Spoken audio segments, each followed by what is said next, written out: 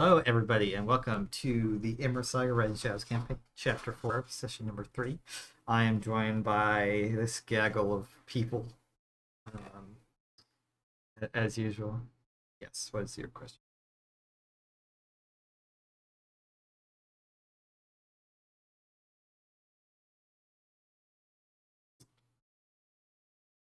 Are you sure?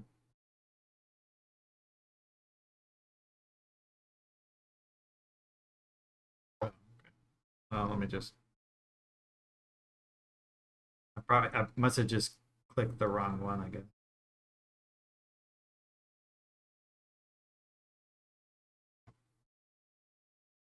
It actually doesn't matter, but I'm gonna switch it just for my own sanity's sake.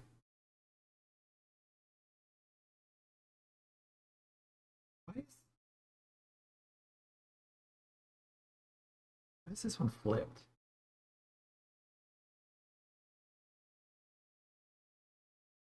I don't know what's going on my computer days, guys. I guess this is the correct angle. The other one must be flipped for some.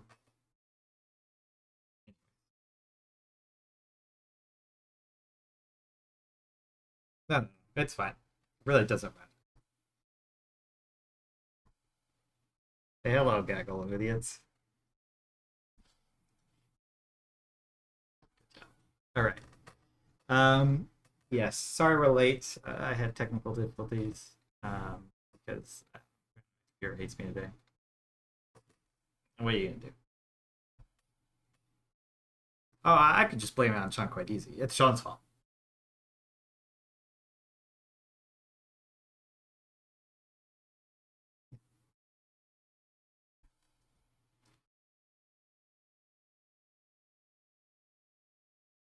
I don't know what you're talking about. Anyways, last session,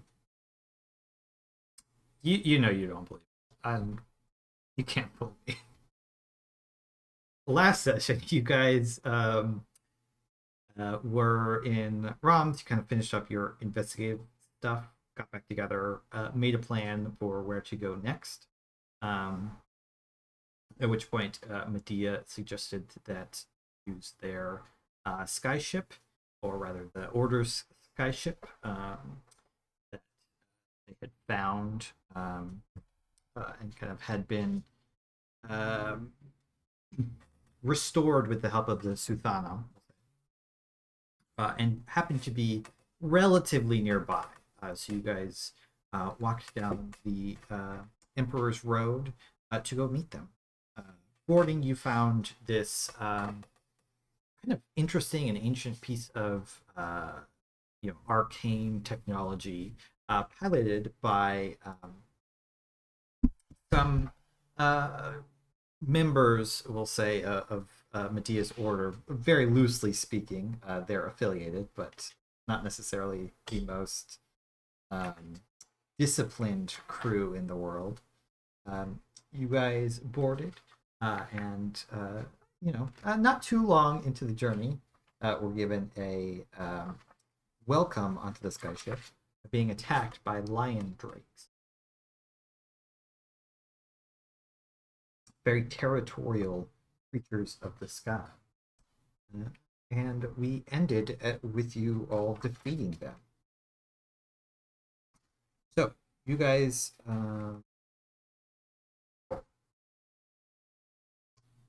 You guys have just ended the battle. Um, Silverin, you healing worded the one of them, saving it. And Ren just congratulated you guys on your first aerial kill. Um, at this point in time, some of the other crew have just like rushed out through the door, like the door. Albron, you maybe even get hit slightly as the door like bursts open, and you guys see Sol and Zostan kind of like arms up, ready. Sol's holding a staff, only to find that the danger has passed in, 2 rounds or so that it took for you guys to kill them. They look around. Seems like we don't have anything to do here. I'm gonna go back to sleep.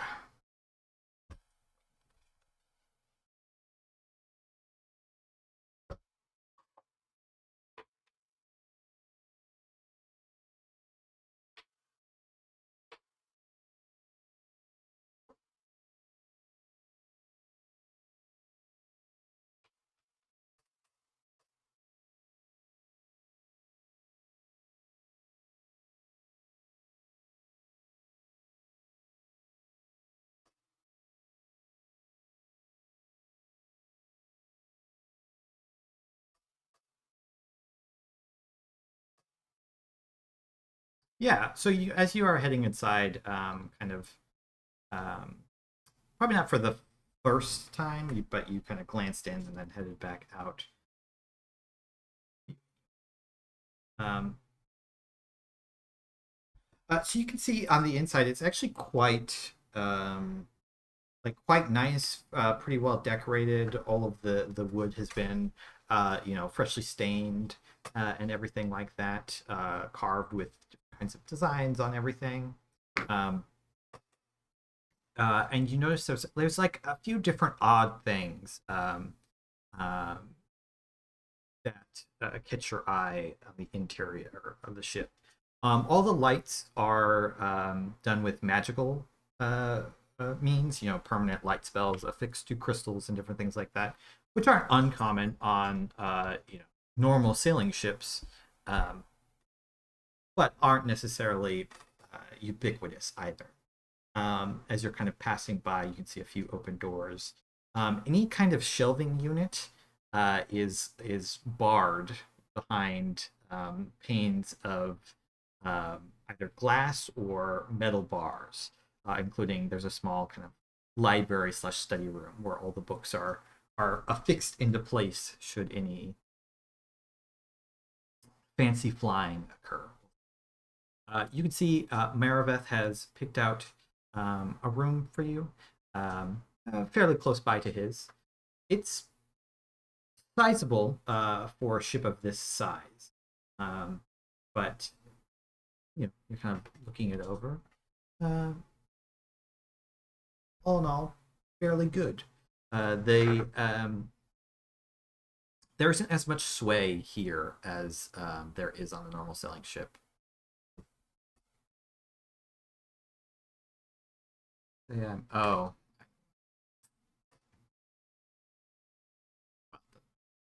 everybody can hear me, right? We can hear it all on stream. It says I'm muted on my screen because I'm. This is actually picking up the bot's video cameras, not the normal. That doesn't really matter. I just had a moment there where I was worried I was talking to the void. Nobody could hear me. Well, just occasionally the ship will kind of bottom, shaking, but it's not so much like the steady rocking of a sailing ship. It's just kind of like sudden jerks and shakes and motion are going to lay down for bed. Um, did you want to do anything in your room, Sylvain, or are you just actually going to sleep?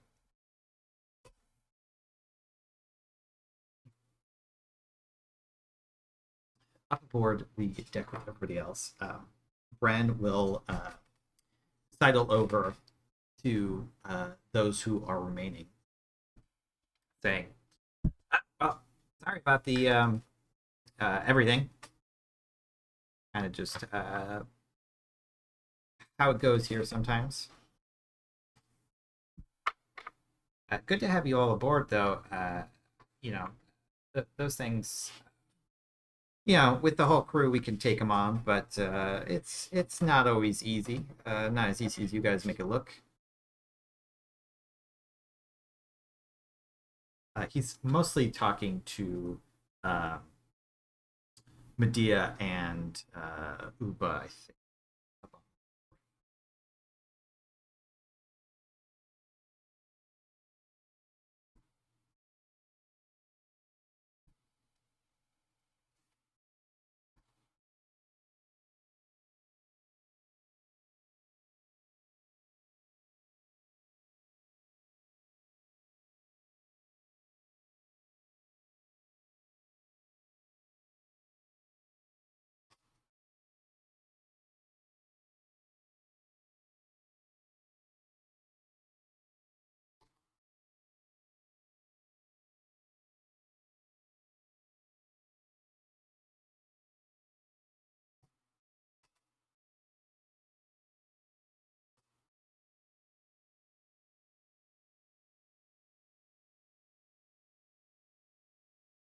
Hmm.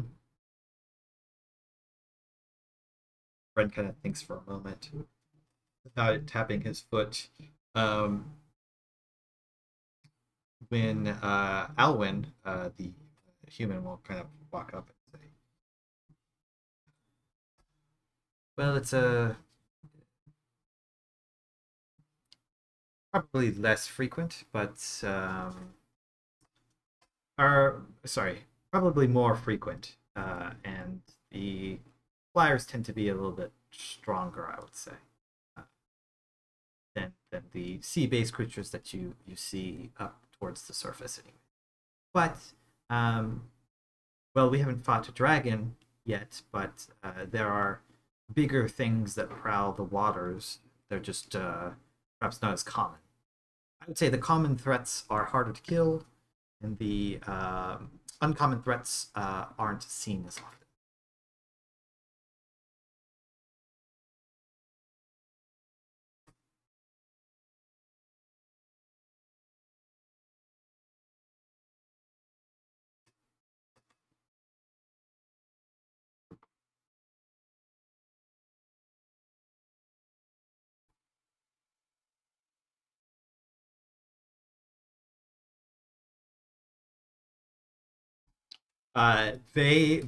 The three remaining on deck, everybody but Zostan all look at each other and say, "Well,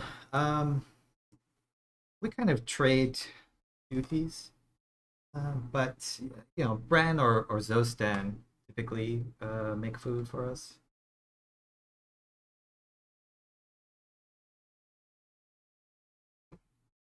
Zostan has left.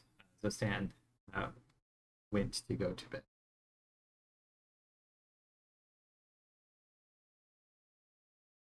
He says, "Well, I could make you a tincture, but if you just want, I think there's some yesterday's porridge on the pot.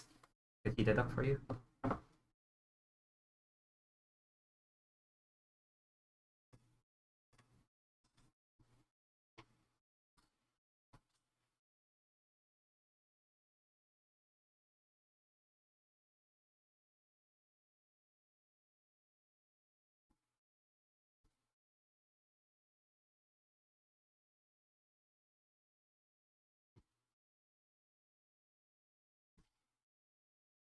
Yeah, and you head on down. As the two of you leave, you see Alwyn is pulling out a long dagger and is beginning to, uh,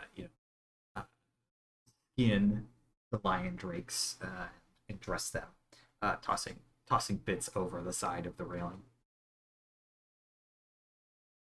As you guys head into the ship, it's not too hard to find the kitchen. You can see Bran kind of is leading you about, pointing out different things. He says, "Those are some bedrooms. Pick whichever one you like. Um, that there's the library. Uh, Soul's room. I recommend you watch your step there if you leave to go. Uh, that's pretty much it. There's a cargo hold down below. Don't touch the engines, please. They're very sensitive. Me, Soul, and Zostan, well, we've spent a while getting them into working. But we're here. As he turns a corner, and you find yourselves in a small kitchen. Alvaron, you would say it's quite small for a ship of this size, but it's nicely adorned. Pots, pans, everything like that. The cookware seems new. Uh, and the stove is magic. So there are knobs and hot plates that you turn. There's no fire.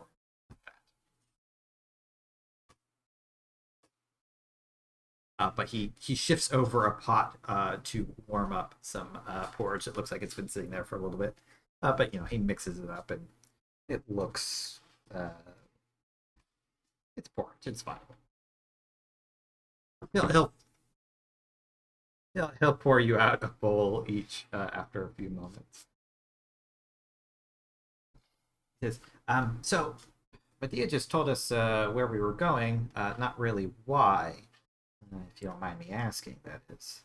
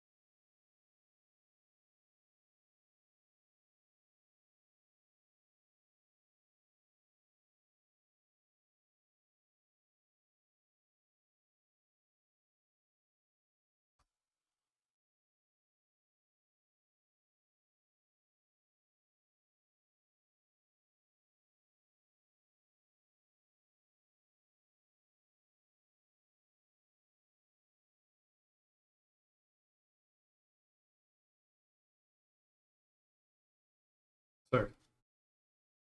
Sure. Sure. To complete the distraction, we'll say. Still 16.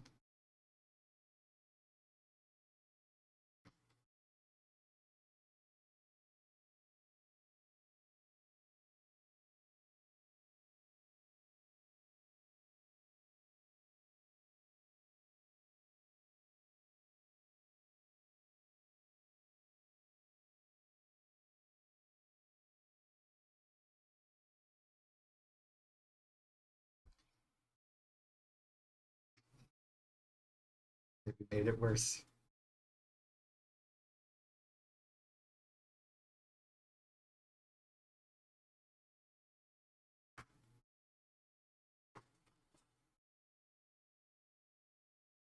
Um, well, it's actually pretty safe. We haven't had any.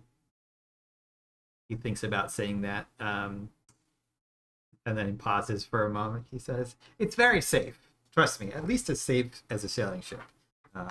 Uh, we might get attacked and something like that, but as far as the ship goes, it's fine. It's fine. Everything rattles for a second. That's perfectly normal. Just a little bit of the air currents. It's very different than a sailing ship. Uh, you could talk more with Alwyn about that. I sailed a bit, but it's not really my specialty. Um,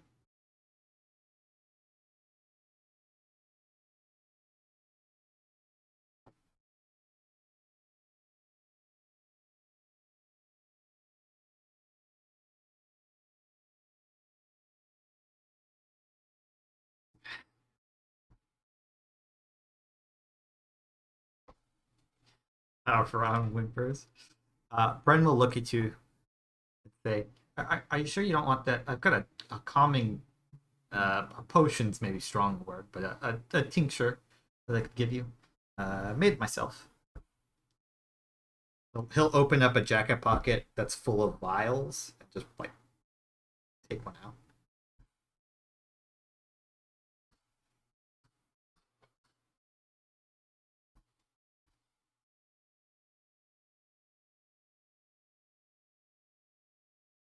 out. It's a light pinkish color as it swirls around. Um, it kind of looks like pink lemonade.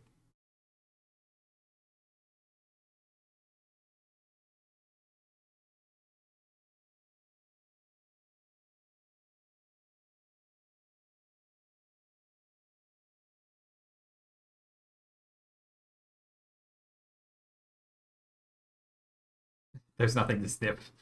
You just down it and look at it. It's pretty small. Like it's a small glass vial, like barely even a mouthful, really. Um, so you can make a con save if you want. Otherwise, the effects will just take place.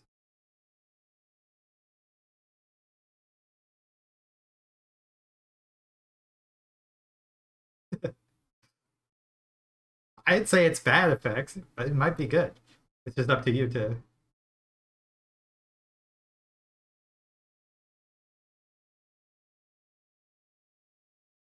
Okay. For the duration, which in this case is about an hour, you are considered poisoned in the sense that you have disadvantage to ability checks and all that. However, you can't be frightened, and you have advantage on uh, saving throws to affect or probe into your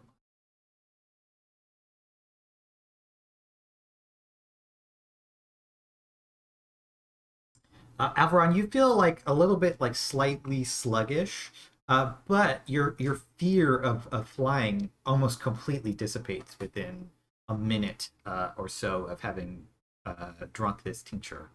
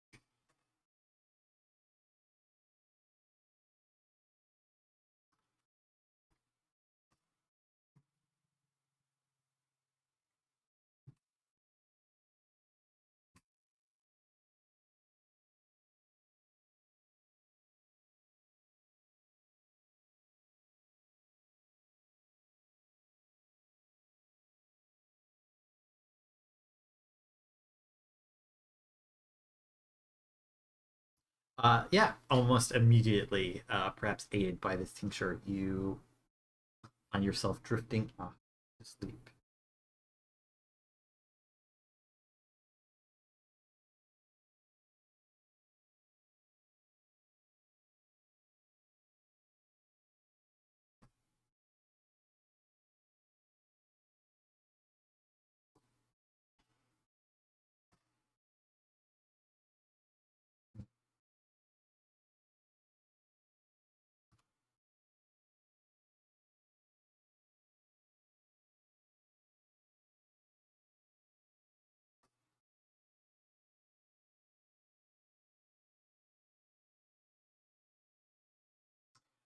It does not.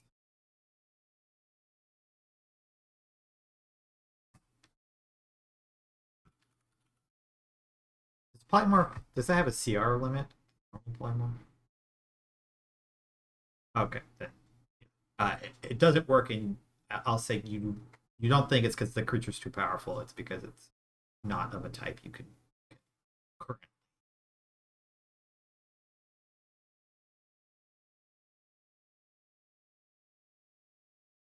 Uh, yeah, your best guess, just off of like your passive things, is that this would be considered a monstrosity, since it appears to be a hybrid of some kind.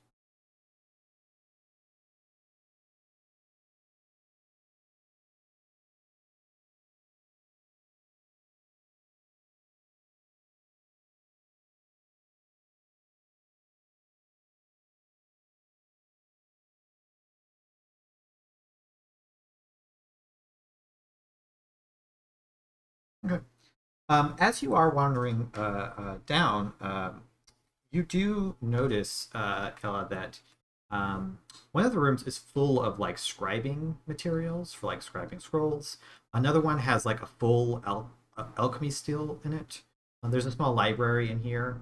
Everybody seems to just kind of leave their rooms open, as though like they don't care if the others go in or see their stuff. But any of the closed rooms you can choose from, and they're all basically the same. So you select one and then go about your studying.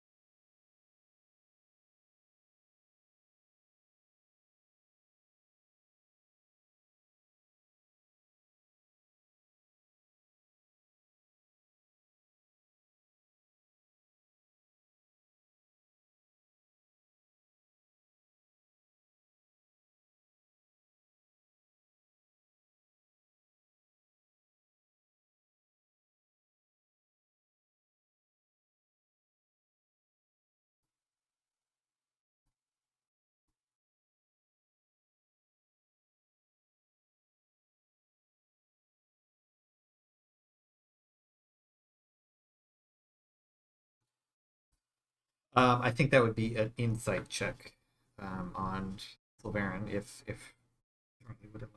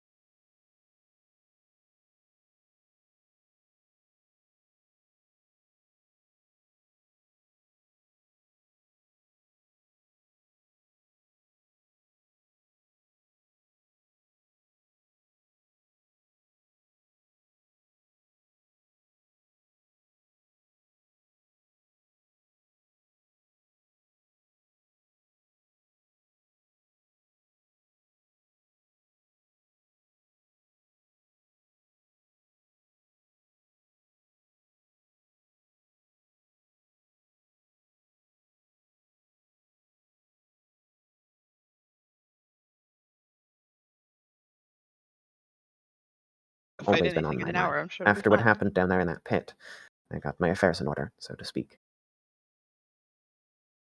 Yes. Merely written. You do not wish to share any of this aloud here, now, as you said? I feel as if speaking it will bring it to me. Silverin nods, but when he stands feeling like this conversation is closed, he reaches out and just like heavily places his hand like across the entire like back but low on your neck, so it's kind of sprawling from shoulder to shoulder, thumb to forefinger, and just kind of like squeezes just like where underneath the armor would fit. Medea takes a second, and their voice cracks, and it sounds like the wheeze of somebody who's like, their emotion has been mostly contained for a long time, but there's this slight break as they lean into the hug, and then it stops suddenly. I say, I appreciate the wisdom. I'd been wanting to know your answer for a long time, though the answer was, unfortunately, as expected. There is a time. If Mordain wants me, she will keep me. She certainly will want you at some point.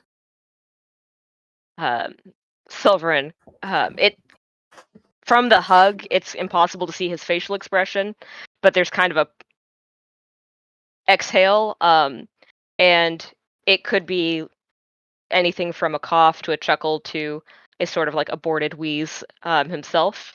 And he claps Medea heavily on the back again before pulling away. For the boy. Yes. Look after him.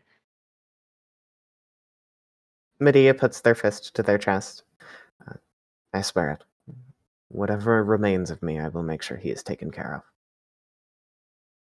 of. Silverin nods, and if Medea doesn't stop him, he will head maybe not immediately back to his room, but he'll exit and wander the halls for a bit before returning. I think Medea closes the door in whatever private secluded room they're in, and just takes the next few hours staring directly at the floor, because that had been a conversation they had been preparing for it since they finally were meeting up with the group and they knew this was coming. They pull out notes and they look over their own rehearsal notes for how the conversation was supposed to go and read it over again before putting it away.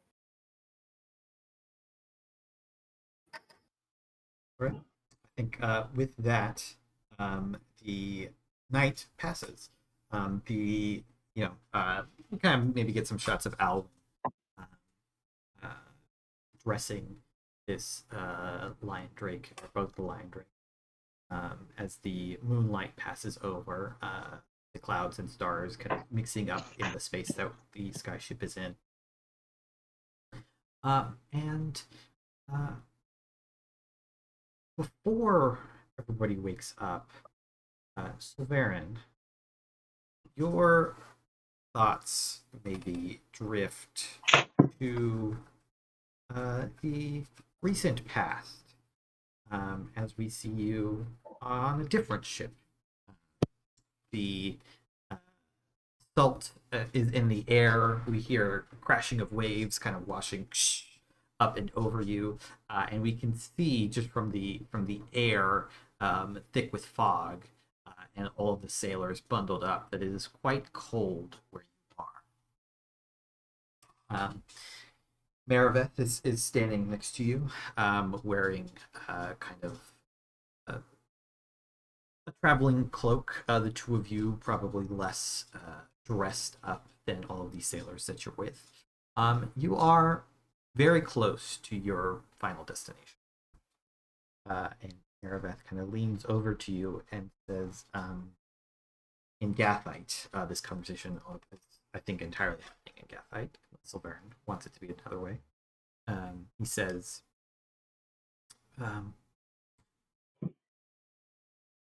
teacher, what do you know much about these people? I must say they are cousins to us, and yet I do not know what to expect, even less than when I first met humans and Elcars.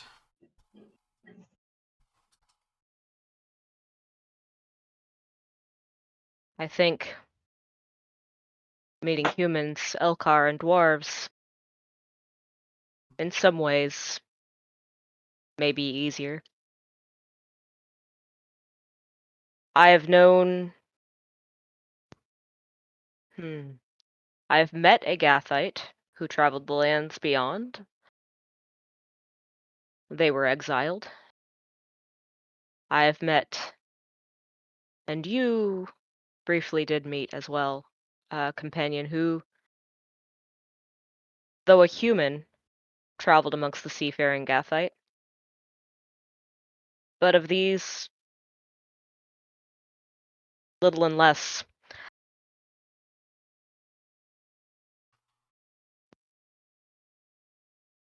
Do you think that they will be receptive to it?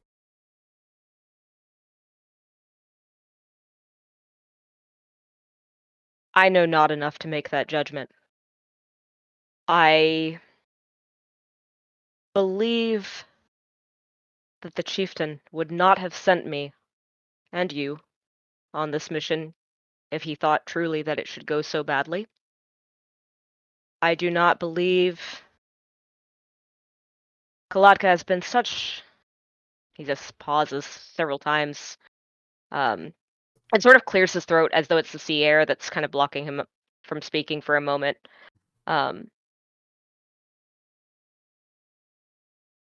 Kalatka is something of a father to me. He would not send me something that he did not think I could succeed in.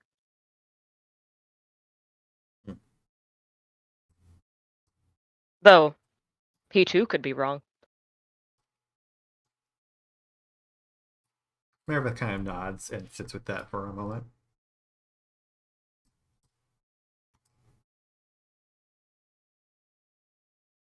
And as he is doing so, the fog begins to part just a little bit, long enough for, as we kind of zoom out, us to see the ship passing by a massive iceberg that floats in the water next to the ship. And at the edge of distance, as the fog starts to clear, you can see land, a frozen landscape of snow and ice. But there is a little small village of sorts there. A large fire and smoke can be seen at the center of it. There's a couple docks. Indeed, there is one other ship docked there. The docks seem vastly oversized for the size of the village. There's enough to fit 4 or 5 large trade ships in a village of what, at a glance, seems to only be a few hundred at most. And mainly full of large tents and other semi-permanent kinds of structures. This seems to be, Sylvain, your destination. Think on that. Cut back over to the skyship. A bird, probably a seagull, gives a caw as we see it flying basically next to the ship, maybe even slightly trailing behind as it loses speed. The skyship in the morning. There's a couple of people moving about already, doing its various things. All the blood has been washed off through a mix of spell casting and good old-fashioned elbow grease. And the crew is moving about. Alvaron, you are feeling once again somewhat frightened of the prospects of being in the air, although maybe a little bit less so after your experience the previous night. As Bren will come and find you holding a large, especially compared to his gnomish frame, this is like a regular sized mug of coffee, but of course to him it's like 3 times too large as he takes a big sip. He says, "So, did it work?"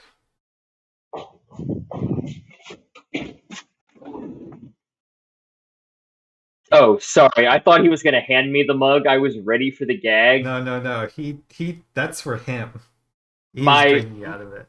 My bad. I totally thought I was going to get to play off of you right there. I Everyone is apologize. used to seeing alcohol without drinking it. It's coffee, Ramona.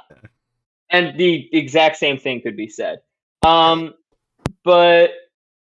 yes, he just walks up and I felt much better. I was actually able to get some good sleep last night, which surprised me. He looks over.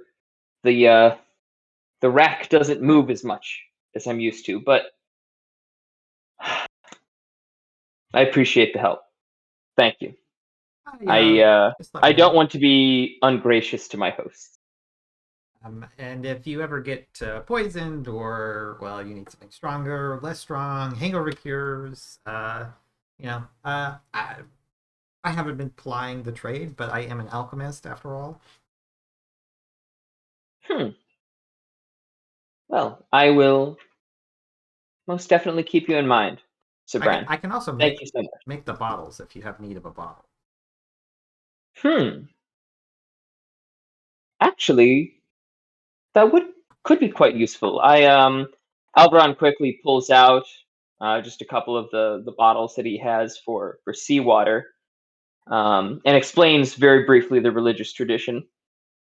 I do tend to find myself running low on bottles through journeys or being reliant upon others.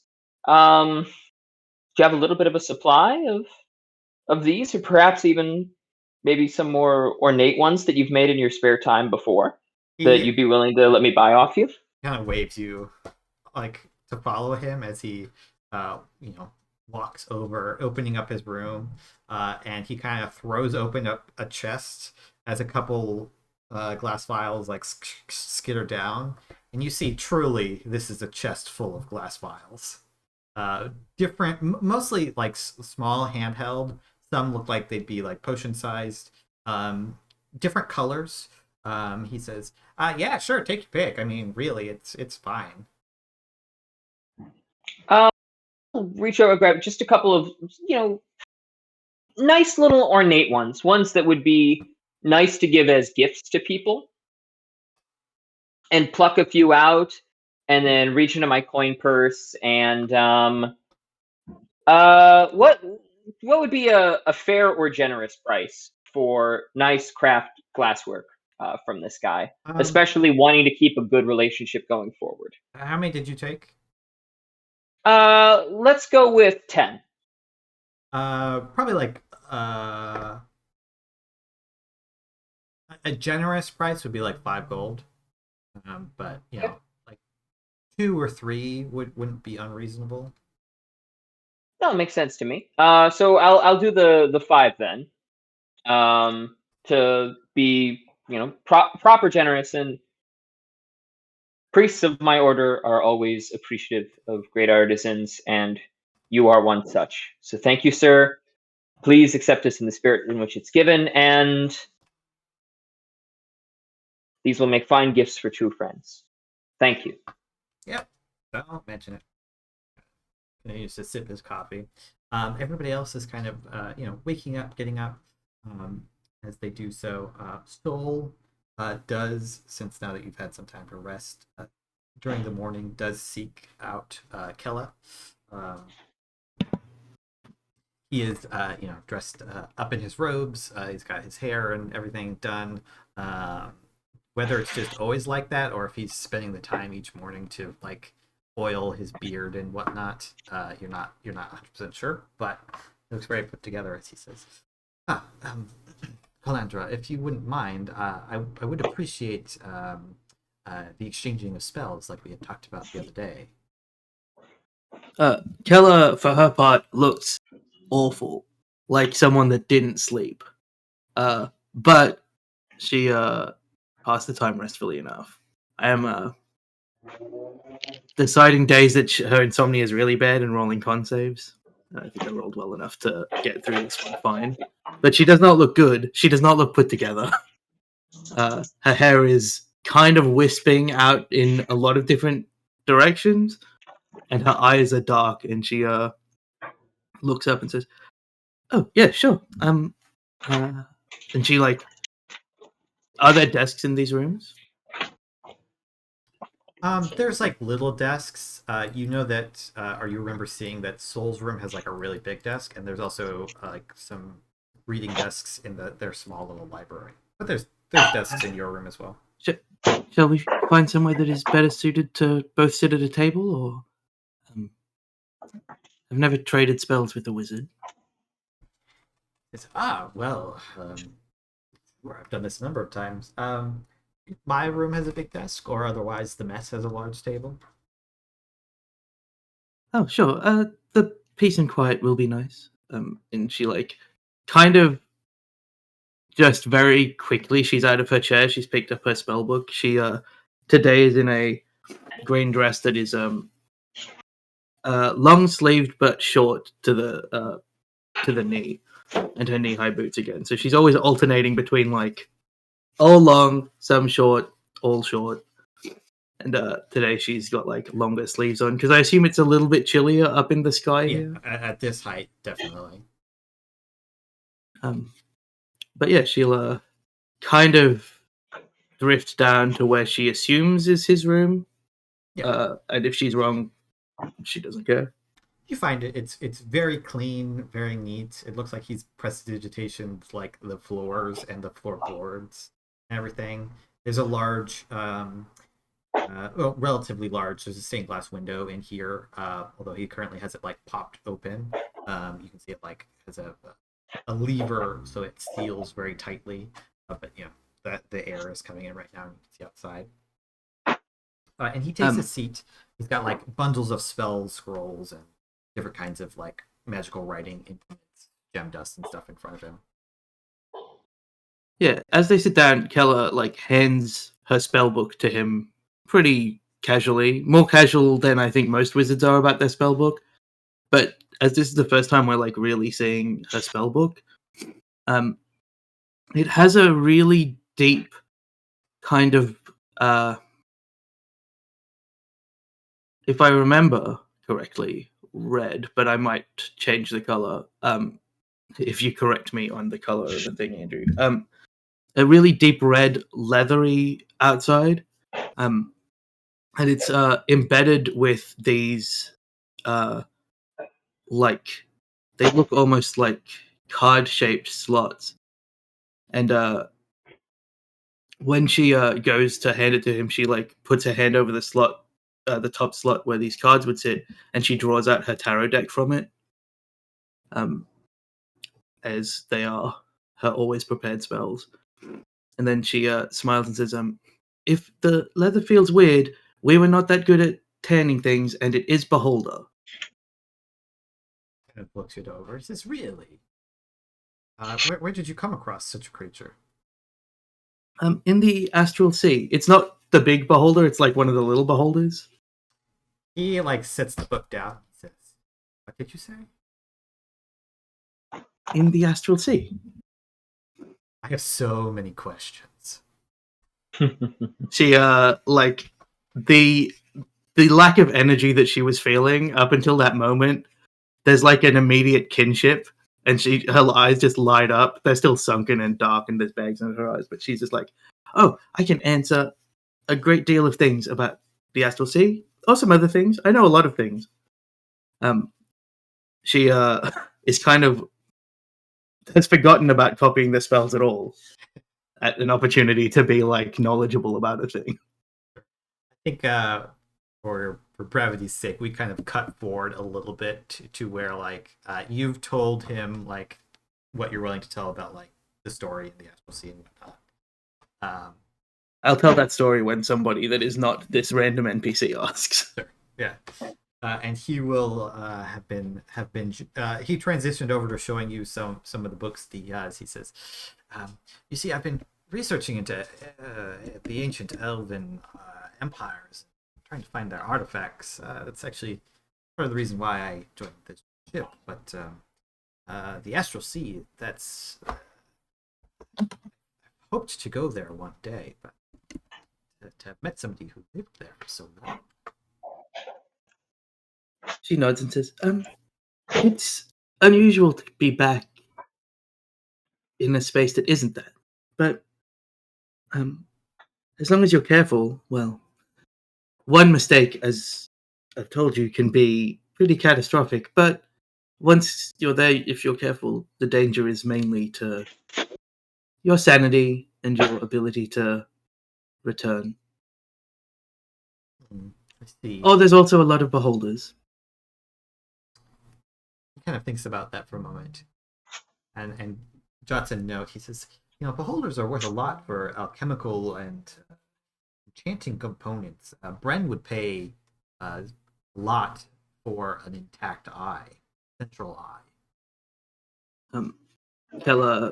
Keller thinks back to what for every other member of the party has been a year and a bit, and for her has been 10 years and years. Maybe one of the others collected one when they were in the astral sea last. I don't remember. It seems like a thing Uber would do, maybe. Get the eye of a beholder. That is where the beauty is, after all. She laughs a little bit at her own joke. Well, I'll have to inquire. Thank you for sharing this. No, Writes down I like talking about things. She's copied the 2 spells, I think, in the time that they've been talking. I assume it's been hours. Yeah, it's been like at least 3 hours, maybe a little. She would have been equally interested about the elven stuff that he was researching and things. But we can abstract that away as well. Sure. Meanwhile, at some point, Alwyn comes and finds you on the decks.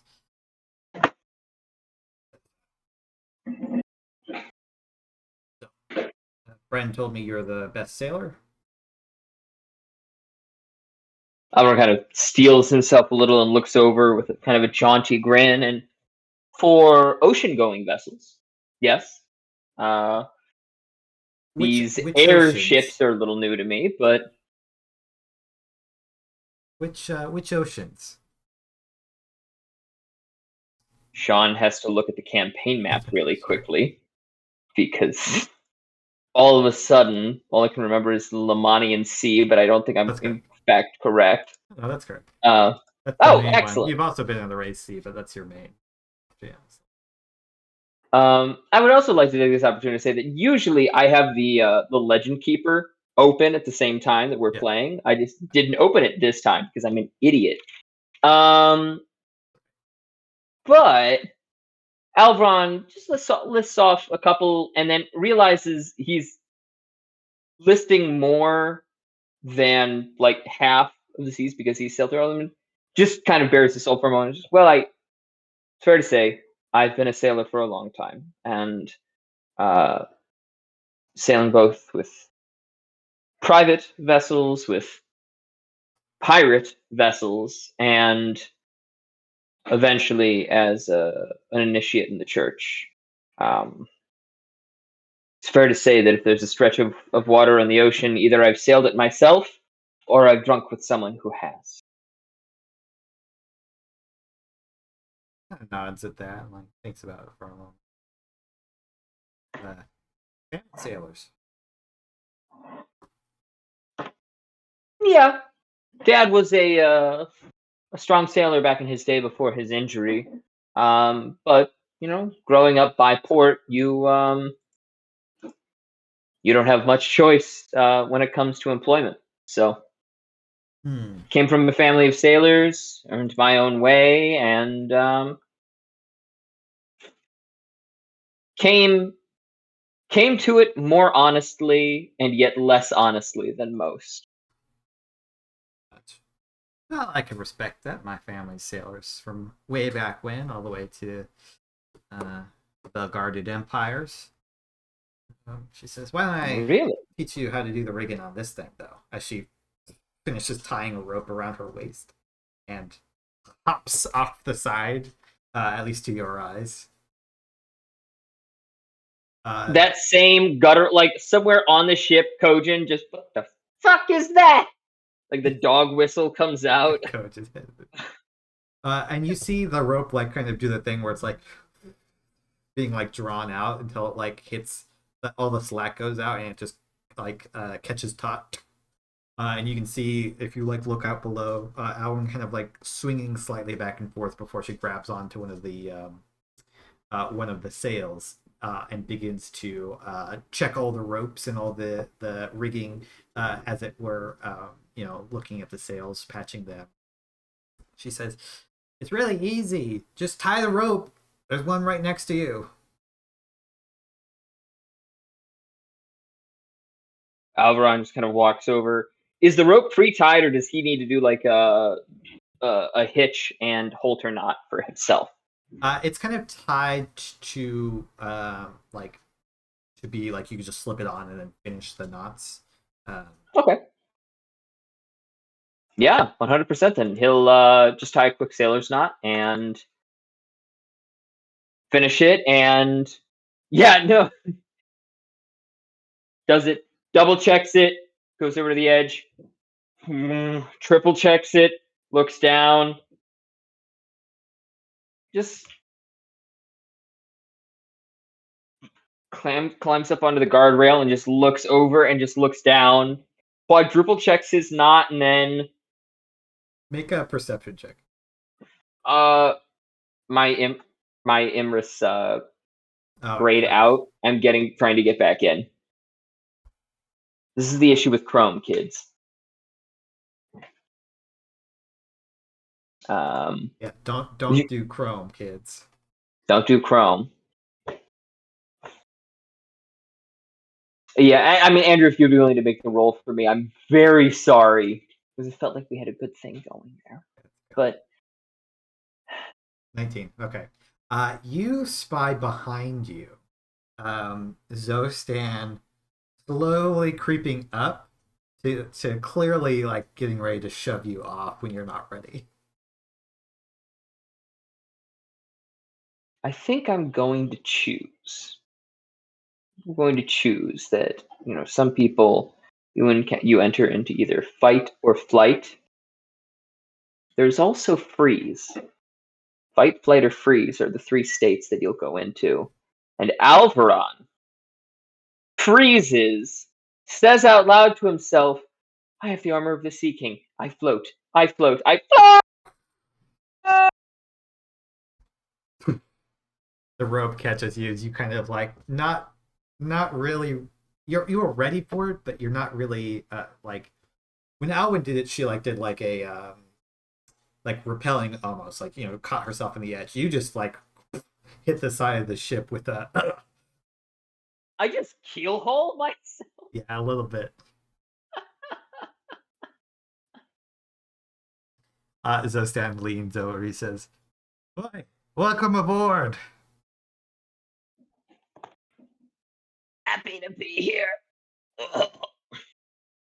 Tunk, tunk, tunk, tunk, tunk, tunk, tunk, tunk, tunk, tunk. Once Alvaron gets his breath back, he will seek out Alwyn and see what he can do about helping out aboard the ship. Okay. You spend, a couple hours as they show you like the differences in like how the rigging works and everything. It's fairly different, especially like the ribs. It catches the wind in a completely different sort of way. It's like familiar yet very strange to you. The way everything's kind of put together. As that's happening, Uba, as you're coming up aboard the deck, you just see this dwarf just laughing, just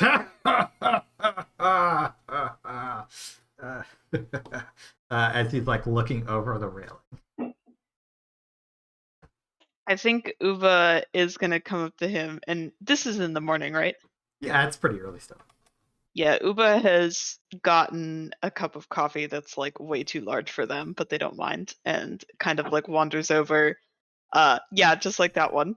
And in Dwarvish says, "How did you get so much energy this early? What's so funny?" He kind of just gestures. Well, your friend there just got an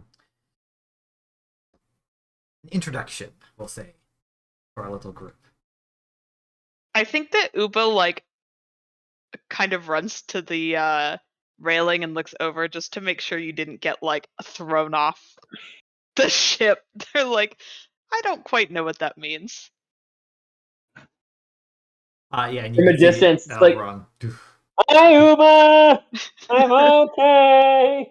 I don't like it, but I am okay." I think Uba laughs too, and then looks at Zostan and says, "You didn't happen to push him off. Did he do this on his own?" To be fair, he was going to jump eventually.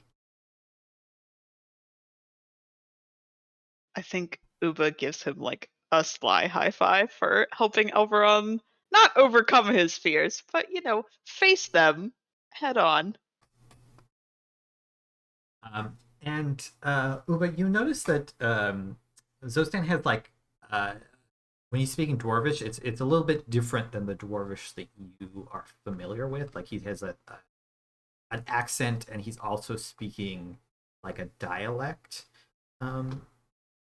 He's very intelligible, but it's still very noticeable to you.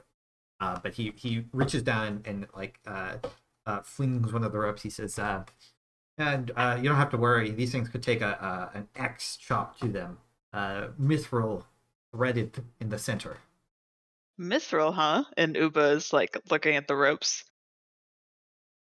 Well, we never want to be in a battle, and we rope ourselves up, but somebody cuts the line, and then you're, as they say, flying down. But this way, maybe if you had a really strongly enchanted blade, but nothing's getting through this in just one cut. I think Uba nods, and then they kind of they pull out their unbreakable chain and say, "Kind of reminds me of this." And let me see. I wrote down the sponsor who sold it to Uba like a year ago. Uba says, "I got this from Ista's Glorious Enchantments in Talamphagon. It's supposed to be unbreakable and hasn't broken on me yet." He kind of takes a look at it, and he says, "Well, you mind if I test it out?" Uba says, "Please go ahead," and hands it to him. Okay, he starts to strain, just trying to like break it barehanded, and you can see like he tugs on it after like a good 15 seconds of like really straining. He says, "Oh, if I can't break it, then it's pretty strong." Uba laughs and like kind of tucks the chain away. And then they say, I hope it's not out of line for me to ask, but I've met a few dwarves in my time. I grew up somewhat close to Karad, but I noticed that your accent is a bit different. I don't recognize it. Can I ask where you're from? Oh, yeah. Kind of grows slightly embarrassed, you think? He says, I'm from a small town outside of Lake Siv. It's in the north. Sivdor. Um, And he gestures at his noticeably like red skin. Not like flush, like it's like uniformly a darker reddish color. okay. I think I'm not even gonna roll. Uba's not well traveled. I think they're gonna say, I've never been up that way. What's it like? Cold. That's why we folk call Civ dwarves. We tend to stick near the hot springs. Um, it's quiet, I'd say, very quiet. Different. Not quite as many smiths down that way. Part of the reason why I traveled down here. I spent a while in the Core Mountains. 30 years. I think Uba's eyes go up at that, like the concept of just like casually spending 30 years somewhere. And they kind of nod and say, I think I can understand that. I'm from a small place as well, left in search of adventure when it came calling. What do you think of? And Uba just like gestures vaguely at like kind of referring to like the airship or just like being outside of where you're from. He thinks bad for him. As you just said the airship, he says, "Well, I think that he kind of looks it over. He says, I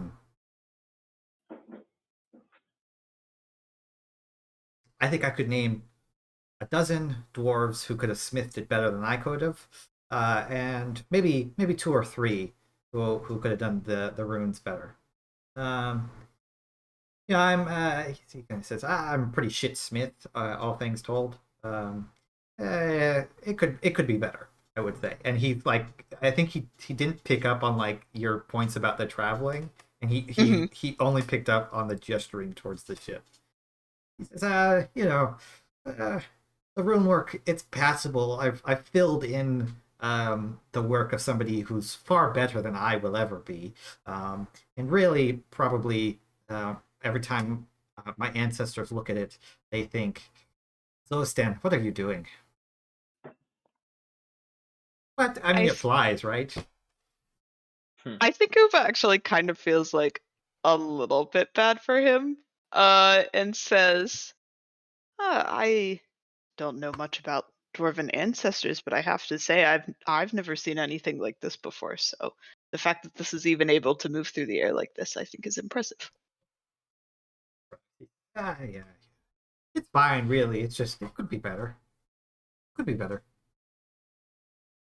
And as he like swings over a tankard in your direction.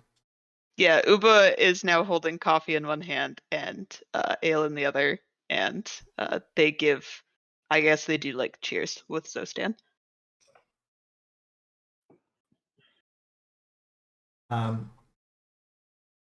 Zostan's happy to kind of sit around and chat and drink. At some point, though, he does like start to get up. He says, "Well, I better go check on those engines.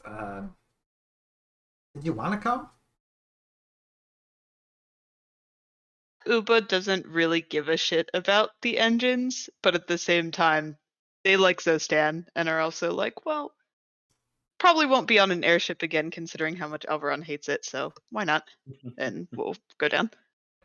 You walk into a quite a loud room, like not like with the moving of like parts or anything, but like there's a hum of what you can only assume to be magic and heat.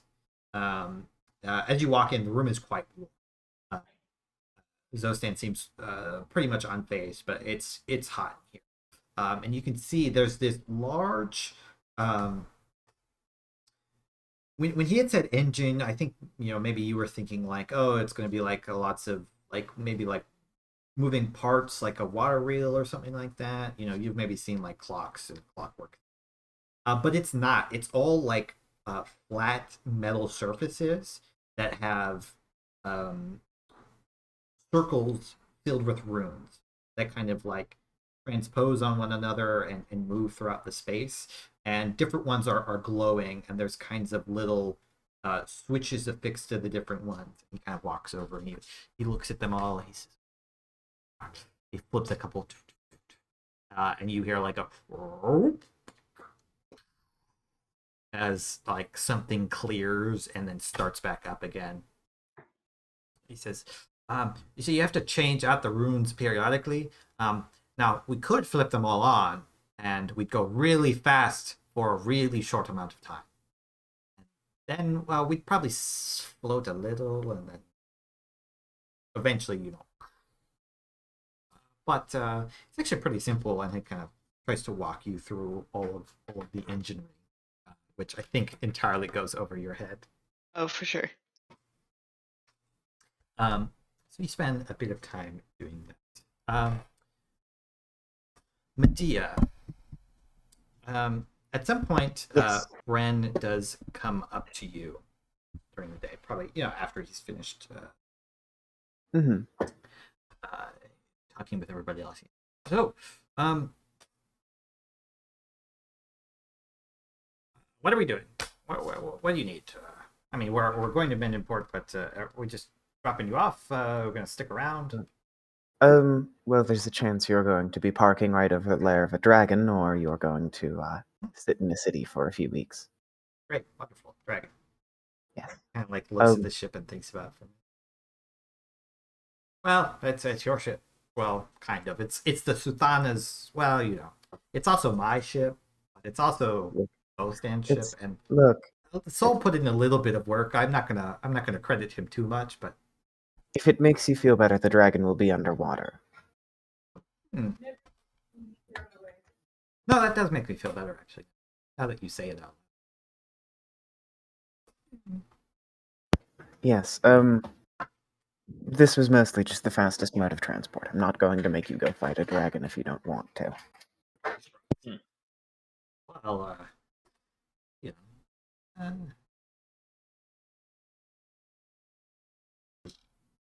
could probably do it.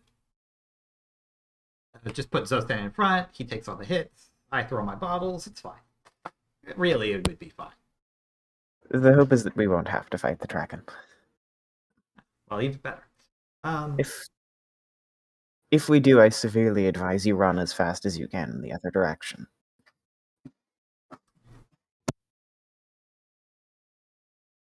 Honestly, that just makes me want to stay and fight. Whatever you say. It's probably going to be, a little over a week. So get settled in. Have your mates find something to do because it's boring. Yes, I worry they're going to get cabin fever before long. You can look out the railing only for so long before it's just all mountains and rivers and it's all clouds at some point. trees. I never knew there were so many trees in the world. Yes. If you do want to inform the other crew members, that's fine. I intend to get around to it either today or tomorrow. But well, they signed up for worse, I suppose. So Don't you worry. With this crew, you just have to. I would be more concerned about them jumping in after you, and running at the sight of danger. they tilt their head down a little bit. I do mean it when I say go in the other direction and take them with you. If you say so, I'm sure it'll be fine. They tilt their head up to meet them in the eyes. If you can convince them, please do. And there's that awkward moment of I suppose from them an unexpected moment of I didn't know this needed to be conveyed, but this probably needed to be conveyed. All right, but if I think we can get you guys out, we're gonna do it. But if we don't think so, then we'll run. Fair enough. They nod.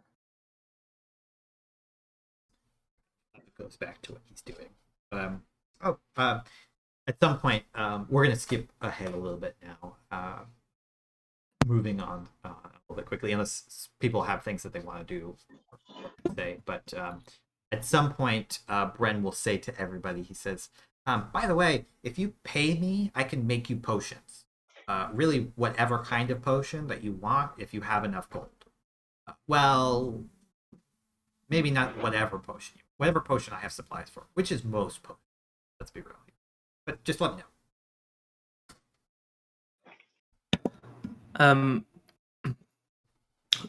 Gross. Keller will, after a couple of days, go up to him and say, I don't really have money. Well, not a lot of money, but my memory was that someone was talking about how you all play cards. That's true. We have a little, nightly betting game. Mostly we just steal money from Zostan, but if you want to get dealt in, as long as you have a little bit of coin to start the purse. She smiles and says, I probably have enough to play with, and then maybe by the end I'll have enough to buy a potion or two. If you're taking money from me just to give it back, I'm that. She smiles with what she thinks is like innocence, but is clearly like, well, not.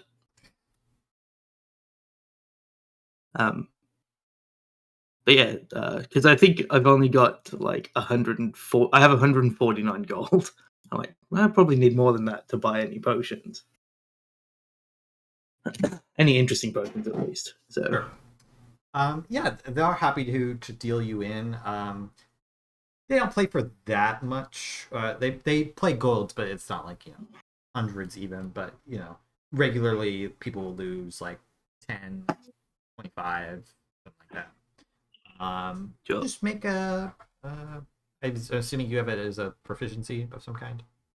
Yeah, I have playing cards. Make a playing cards set check with. I think it is the kind of game where you could use int, but you could also use charisma. Well, Is this happening in like a public zone? zone? They do it. They do it in the library because it's got a big table. But yeah, it's a public area.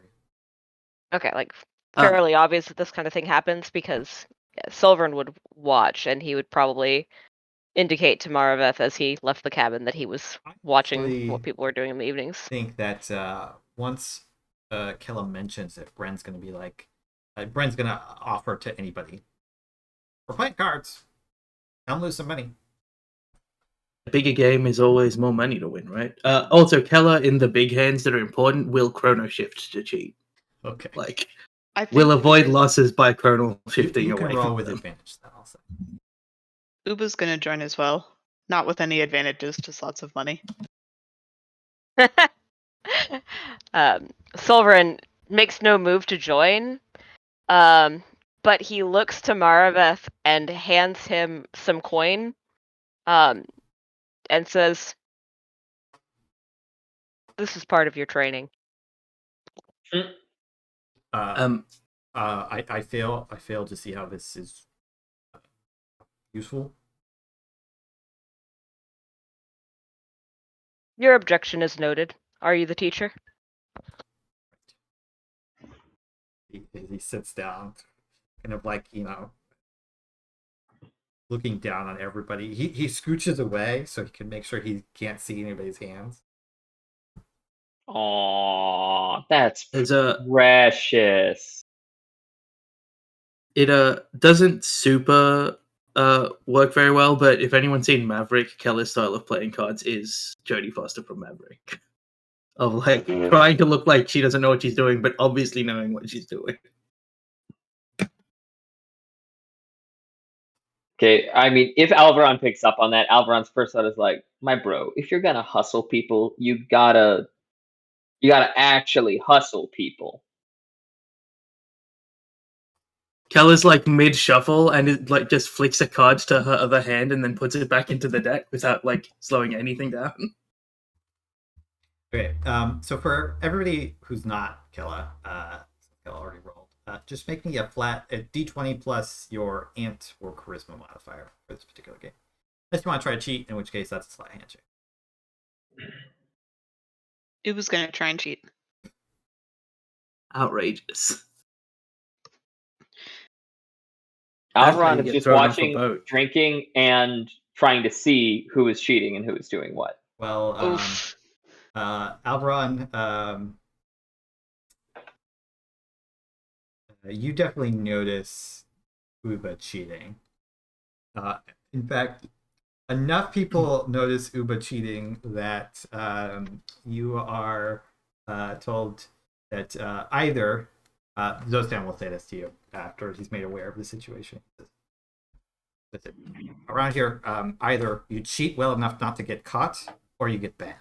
It's a warning. You've been given a warning. I think Uba like blushes super hard and then will actually play normally. So should I roll a normal die or Yeah, I would just keep roll a playing? normal. I think this is what, flat for you? +2. Maybe. D20. That you does said make int? Kella want to start cheating though. Oh no, I'm a bad influence. So can I? You said I could have my int. Yeah, just your. Okay.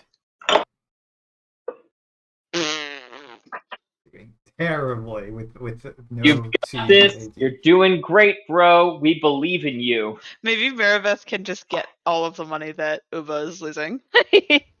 Oh, Kella. Or Kella. Sorry, Alvaron, did you want to roll as well?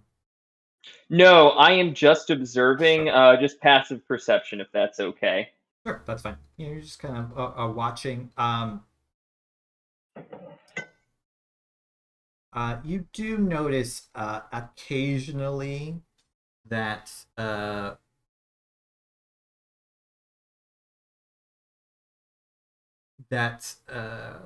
Soul does a little bit of cheating with the age of a mage hand, but only Alvaron would notice this passively. Nobody else has a high enough perception. So if you don't say anything, nobody notices. Oh, I let the game continue as it is. So only Soul that I see via a little bit of Mage Hand. Yes, and it's not egregious. He's like pulling out, extra cards here and there, and like swapping his hand, which gives him an edge. However, it's not enough of an edge to beat Calandra's very skilled card playing, along with a chronal shift. Calandra, over the course of, and where I'm using these rolls for, like, this is over the course of, the few days that you're playing each time, as people are watching. Mariveth is not very good at this game. As one, he doesn't quite understand the rules at first, and then two, he's not really good at the bluffing part, and doesn't seem to understand that other people are playing to win, and he is just trying to play the game. Uba, Silverin just like passes him money. Like he's set aside a portion that he's basically willing to throw away, Sure. and he just passes him money here and there. Uba, you're not sure if some of these reverse cheating to deal you bad cards, but you have no good hands for like several days in a row. You hear like Uba's like muttering like every curse word that they can in Draconic. The others I are feel playing like competently, just not. Calandra, over the course of the days, you are edging out. there's like flashbacks to 11-year-old Calandra learning to shuffle, and then like 19-year-old Calandra just baiting Will into Kala consistently at any card game. But I think also during the day, Kala is trying to teach Mariveth how to play better, but does not understand how to teach a game or really how to teach anything, and is like starting at high-end strategy and then trying to funnel that back down to fundamentals. But also during that is practicing her cheating. because she doesn't want to cheat in the real game, but she wants to know how to cheat in case she wants to do it another time. And Uber's invited to those as well, to the practice games. And your bad cards in the practice games are Keller cheating to deal you bad hands. Wow. Over the course of the week, you earn 215 gold pieces. I'm so rich. Yeah, so that's like what? More than double what I had before. You earn like 30-ish gold a day from the games. Like, you're pulling it away pretty good. There's probably like one night where you win like big, like you take home 100 or something like that.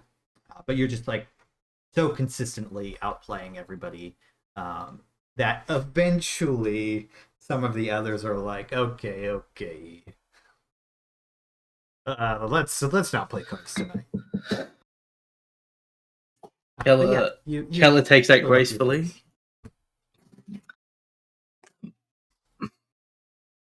I think one of the days that Uber and Maribeth and Keller are just playing cards to learn the game better for the other two, Keller will turn to Uber mid-hand and say, it's been ages, and, well, for me, I guess. How Will was saying that I should ask you about what it's been like to be a lord. Although I don't think that that's interesting, really.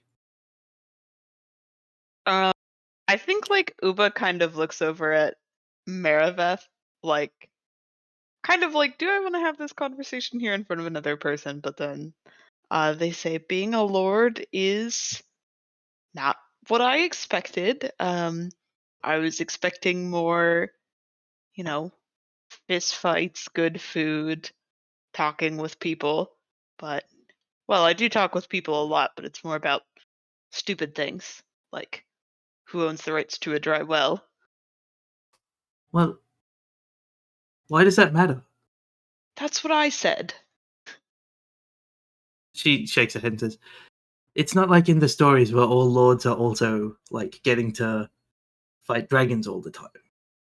Yeah, I was hoping it would be more like that, but a lot more chatter, things like that. But it has been nice watching the Oasis grow over time. There's been some new people moving in, new trade, things like that, especially with the Gathites of all people.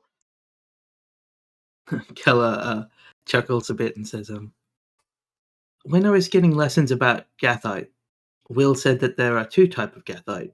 The ones that will want to talk to you and the ones that will never say anything. I think Uba laughs very hard and thinks of Solverin.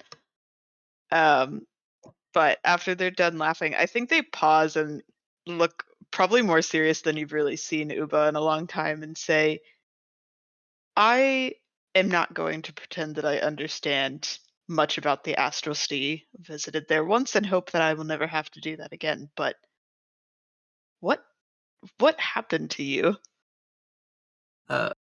Keller, as she's trying to deal you a really bad hand, you notice that she's like slipped a pack of like 4 cards separate and then just full drops them at your question. And it's really obvious in that moment that she had been cheating. I think Uba pushes the cards towards you before you answer and says, I think you might have dropped these. Keller smiled and then goes back to shuffling normally and says, well, mainly, I don't want to speak badly of Will, but she wanted to have the time to finish my apprenticeship before whatever happened next, and she seemed to think that something was coming. And when you mess with the Astral Sea but you don't understand the ramifications, it's easy to find yourself in a situation you can't get out of. And she is thinking for a moment and says, something like this. And she reaches into her bag of holding, and she pulls out like a couple of spools of thread from her weaver's tools. And she says, if I took this, and she like snips a length and lays it across your hand, your closest hand, says, you could break out of this really easily. Because it's one thread. And then she, over the course of playing, while telling you about the fact that she basically studied for 10 years and learned to play cards and how to wield a sword, and that was basically it. Has chopped like 2,000 of these little bits of thread and layers them over your hand and says, "No, but if you try and break this," and as you strain against it, it is harder to break. You probably still could. He says, "The magic that was encasing us was this. We cast dispel magic every day for 10 years with every available resource that wasn't going to teaching and learning.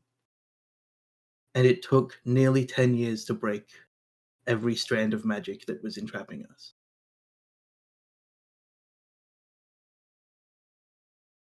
I think Uba.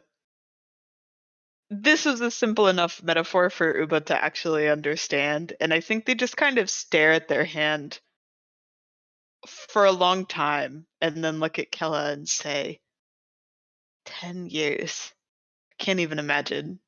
And they're like pondering for a really long time and then say, the last time I saw you, you were just a child. What does it feel like being back and seeing us? It's only been a year for us.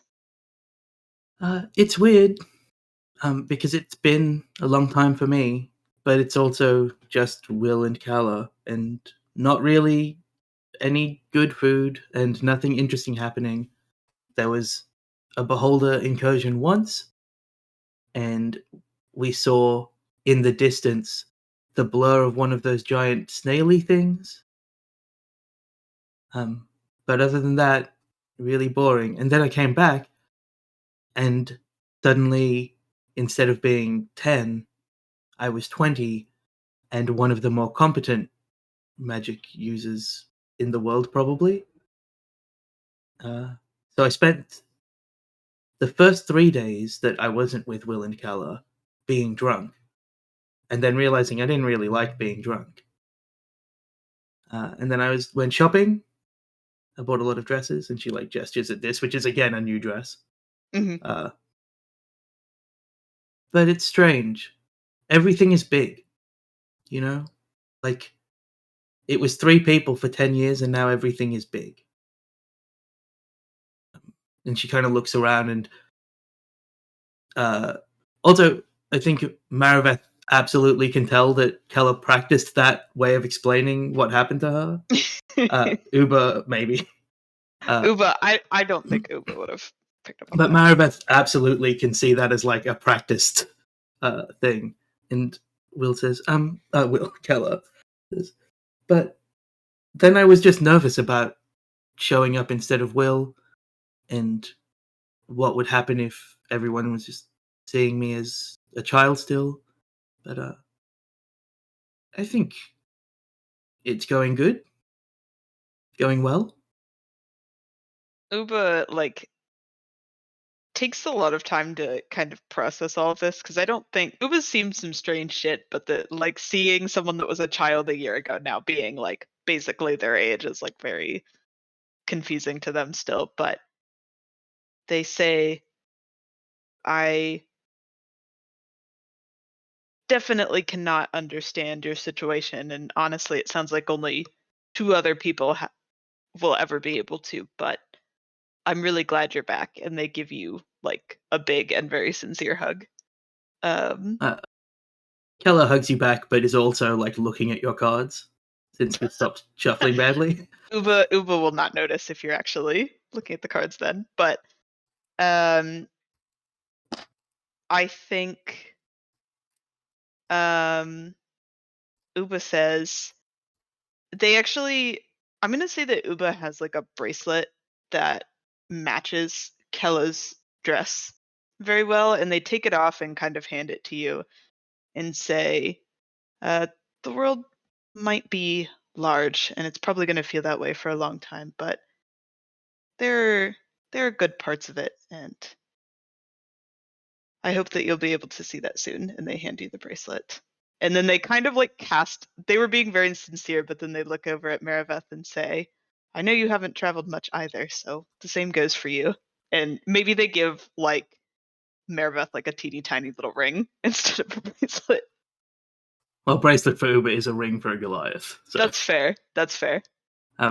Keller takes it, and you can see that like there are tears welling at the side of her eyes. And she kind of just lets them fall for a moment as she puts the bracelet on. She slips her sleeve up, and you can see the braces that Will used to wear are like on her wrists.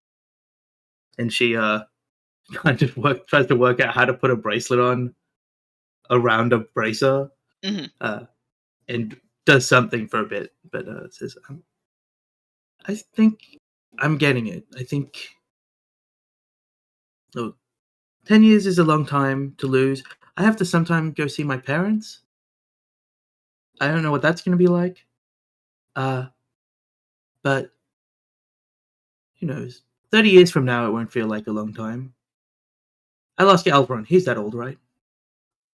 Uba thinks about it and says, I'm actually not sure about how humans age very well, but I guess so. He's losing his hair, and that's like an old person thing. That is true. That is true. Uh, And I think Uba, like, I kind of sees that you're, like, welling up, like, tearing up a little bit. And they say, now enough of that tappy stuff. Wipe your tears. I need to kick your ass. With, like, no concept that Kella has been cheating this entire time. This is during the practice games, right? Yeah. Okay. Yeah. Yes. No, Keller's not revealing that level of weakness while trying to win a game. I was gonna have Yeah. Zostan start crying. That would be really funny.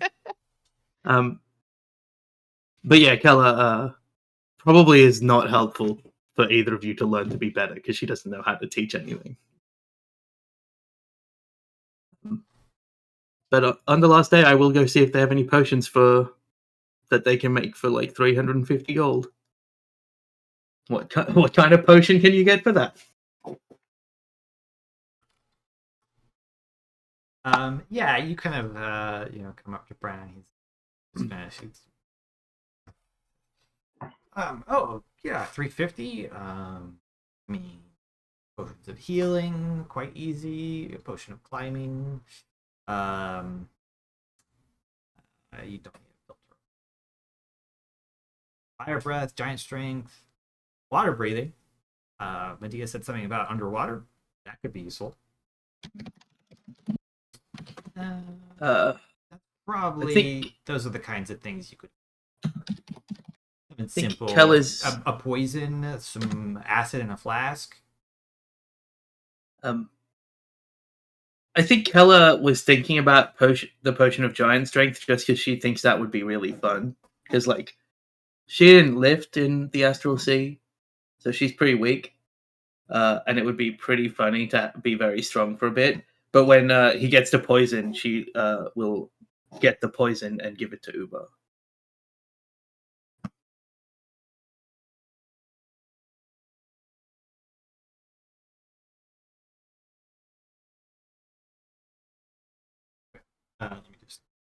Unless he was offering a potion of storm giant strength for 350, in which case it would have been a hill giant strength potion for that price.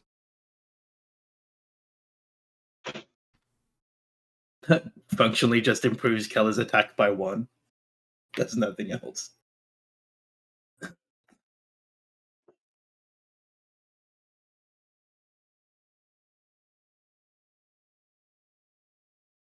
Just so you know, also, as we go throughout the next couple of days, everyone in the main party will receive from Alvaron a very little ornate glass vial filled with holy water that he specifies what it is. And I just want to make sure that you have this on you. And if this ever needs renewed, just let me know, as I can. And gives it to you to use as you see fit. Keller, go ahead. Keller hugs Alvaron and, like, instead of putting it into a bag of holding, puts it, like, into her actual one of her pocket. Alvaron kind of like holds up the vial and compares it to the one that Alvaron is usually wearing and says, sturdy enough that I can carry it freely. Carry freely, but unstop her with caution. You know better than I do about playing with holy forces.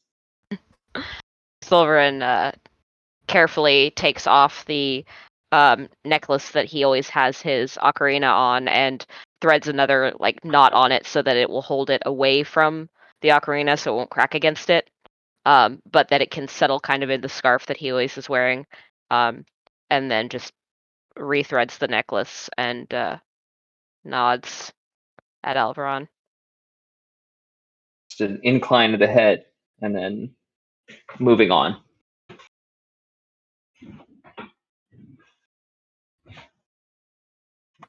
Um, but you pay him. He'll charge you for this particular one 150. You get the impression that he's offering these at a discount. Just for supplies, as opposed to not really charging you for the labor. Sure. I'll pass it on to Uber the next day. I think he will ask. He says, "Would you prefer something that incapacitates or otherwise renders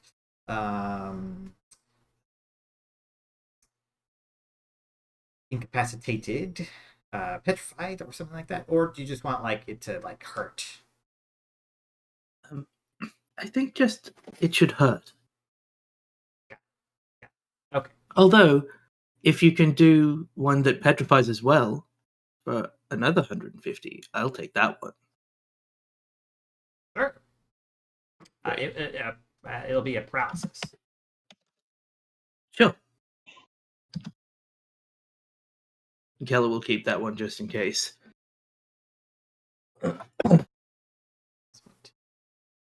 Just in case she ever has to fight someone non-magically again.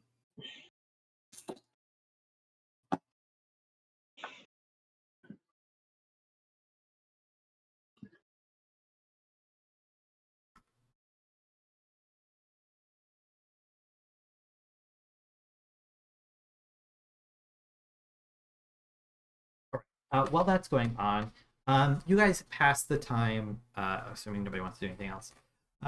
Much like this, hanging out with the crew, maybe preparing your spells, getting ready for what might come. But at the end of this journey, somebody roll. Actually, sorry, before I forget, somebody roll me a d20. I'll swear to God, Mars, I'll take that poison back. Well. Okay.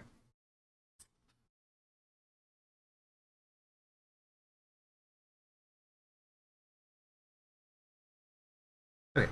As maybe a day or two before you're getting ready to land in Mendon Port, you've kind of crossed over the mountains now. You're flying across the grasslands of Le Mans when a number of these multicolored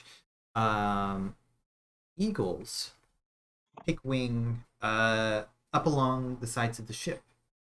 They're very beautiful. They're a little bit larger than most eagles, but still like a medium-sized creature at best. But they kind of take wing and fly up near you all for a moment. These strange creatures that I don't think you've ever seen before, but they look very beautiful. I try to polymorph into one. You find that you are able to polymorph into one. Yeah! I do a little... Keller's flown a lot before in a bird form, and does a little bit of a pirouette on the deck, and then just falls back as herself. Silverin kind of traces Kella's path up, looks to the birds, looks back to Kella, and then kind of returns his attention to the birds. He's leaning on the rail to watch them.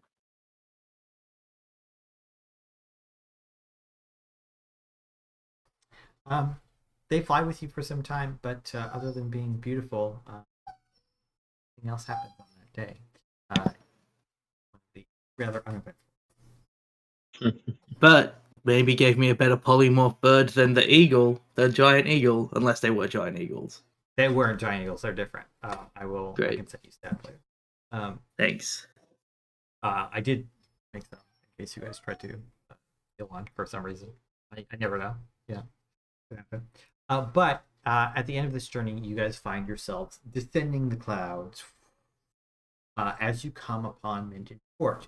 So you're heading from the south, which is not usually where people come into Minden Port, unless you're heading down the river. But you're at a vantage point, and you can see the city splayed out across two sides of the river, as well as all these kind of islands.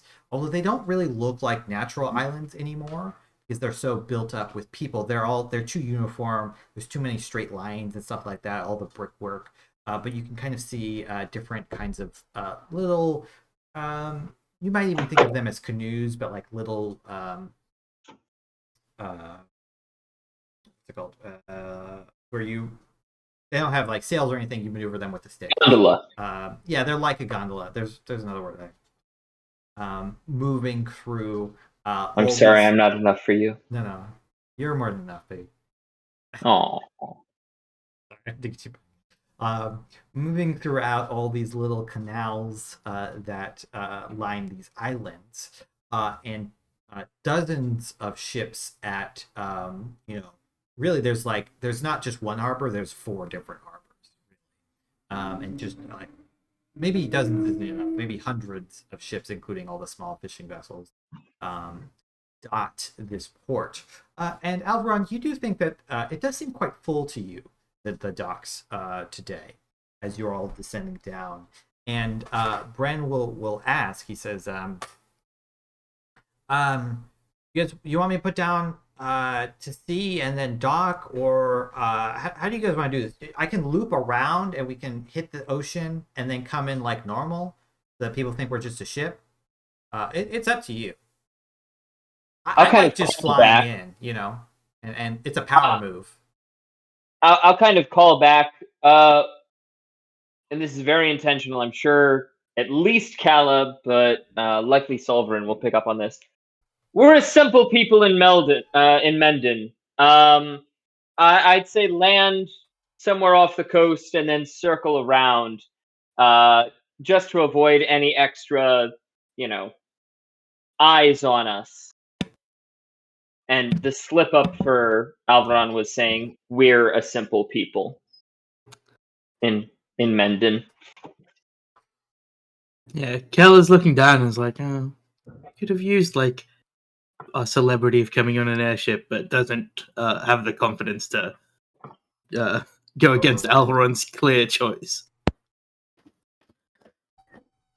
How far above the ground are we as we're like flying in? Still very high? You're still high enough that like you're in the clouds, and people generally don't look up unless they're like staring at the clouds. So probably nobody would have noticed you at this point in time. But Bren, since he doesn't hear anything else, will say, "All right, then you guys are in charge." And he like shifts, kind of trailing off to the left.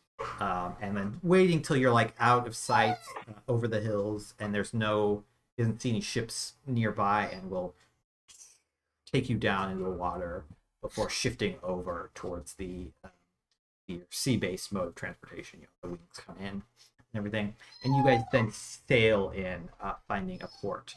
And this is where we're going to go to break. So we'll take a quick. We'll come back 15 minutes from now. See you all in just a minute.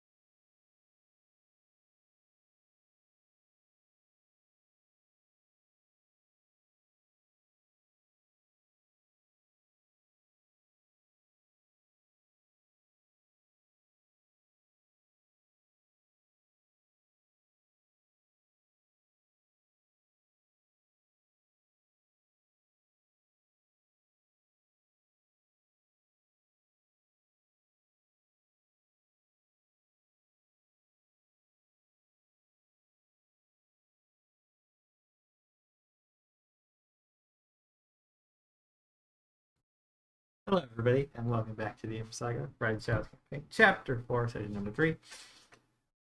Yeah, that break was weird, as per usual. But I'm going to call you out on stream this time. Call myself out, really.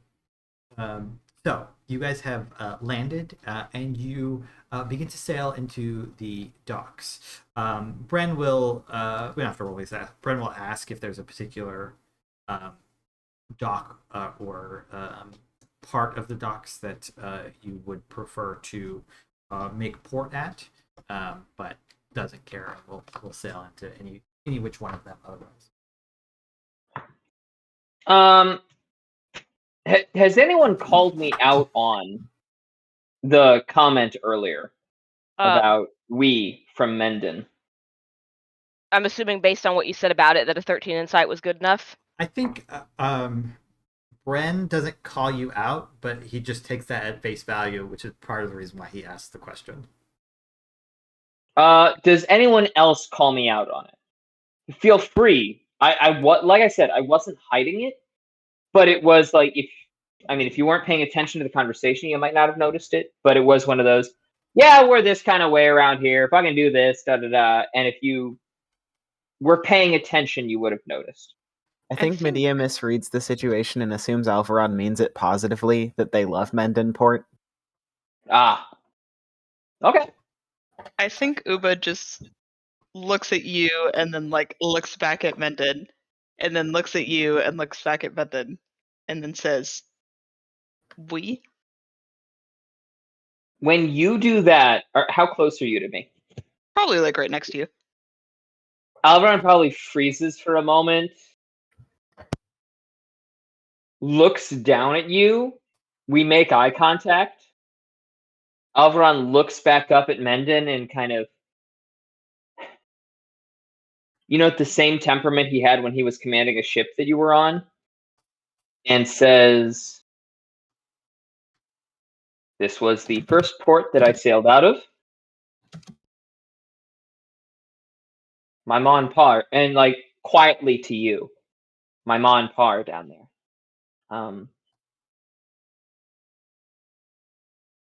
And then he looks up to, is Bran up in the rigging, or is Bran Bren is at the.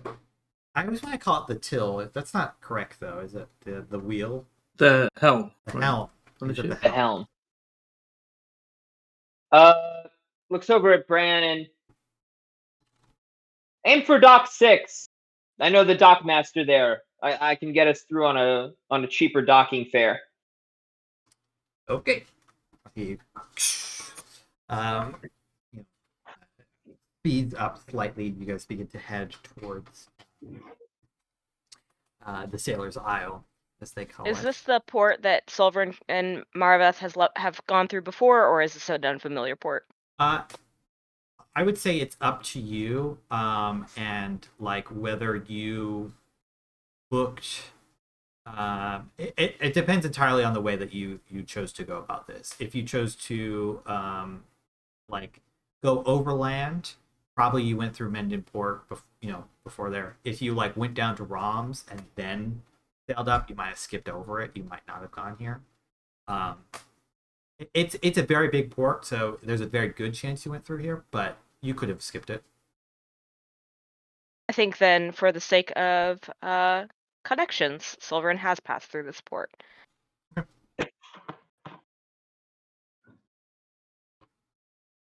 I'll let you continue narrating. I didn't mean to interrupt you. I just wanted to know. Yeah, you kind of remember it. Like, it's a large. It's a city, smaller than many that you've been to nowadays, but still probably it's the biggest in Le Mans, as far as. Yeah, you do kind of remember the sailors and picking up a ship here as you're pulling in.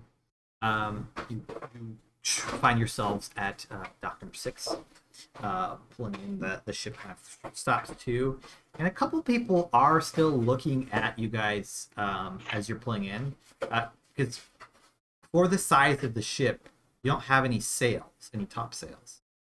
So all the sailors are just like, "What is that thing? Fuck, do they not have sails?"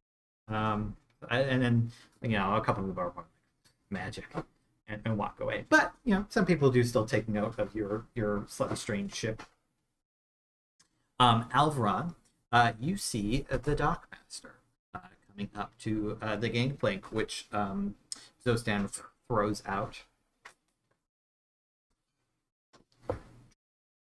The dockmaster says, "Oh, well, welcome to Menden Port. I'll be collecting your port fees. Alvaron, you back already? DeMarcus! How's it going?" Walk up, clasp him in a firm handshake that turns into a hug, and step back. Hope you don't mind. I'm sailing with these folks. Little bit as an initiate, somewhat as a business trip. Part of my fee, and I slip him 10 gold underhand. Part of my fee to them was that my person aboard the voyage turned it into a more clandestine one. And I'm hoping I can buy you an ale later and tell you some stories about the trip. Sure, that could be arranged. How long do you think you'll be here for? A couple of days, enough to gather some information and then step off to look out over the ocean. A deep sea voyage. So lots of rations to be picked up in port, lots of business for the locals.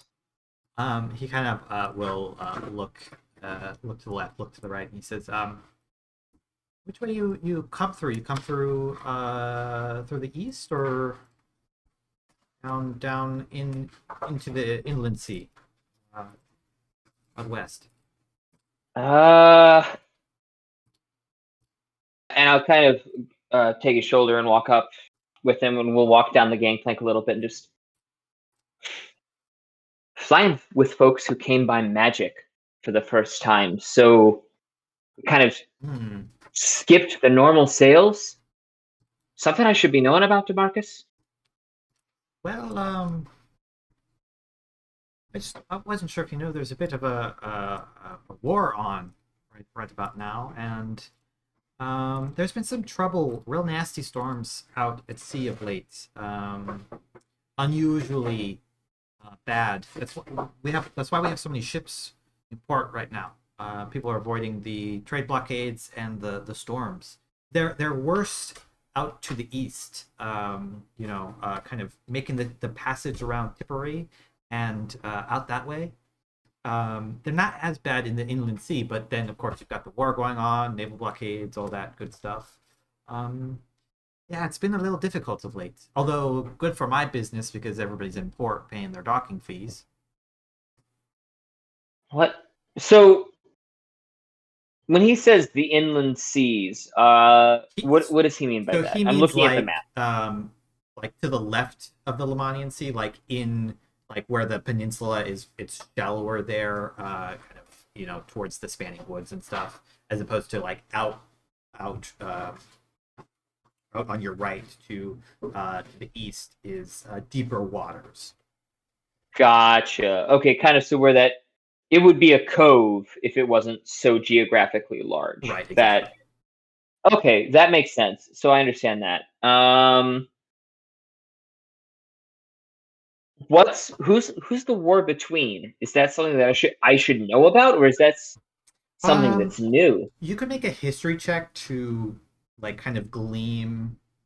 It's been a couple months since you've been over this way, so it's definitely new. You hadn't heard of it beforehand, but you might have. I don't mind appearing ignorant. You might. I don't mind appearing ignorant. It's up to you if you want to roll her. Okay.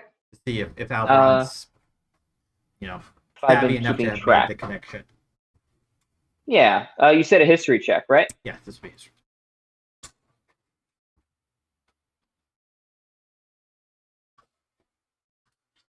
You don't. No. You don't know what they're talking about. Kind of leans in and says, "Oh, well, Ristar and I'm forgetting my own kingdom names because I changed them. It's not Doran anymore.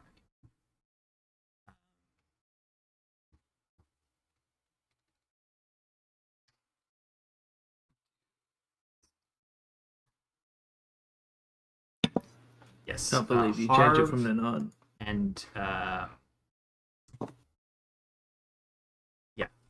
Harv and Noonwin, which is respectively, if you're looking at the map, the white and black colored areas, or kingdom villages.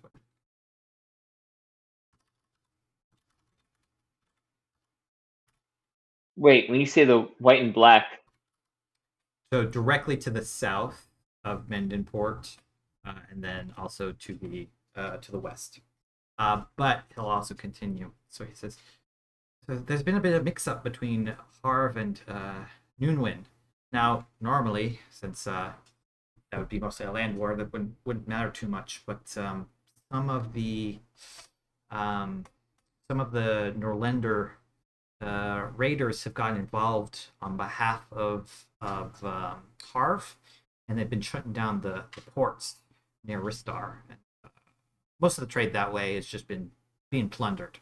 Only ships bearing the flag of Noonwind have been relatively unaffected.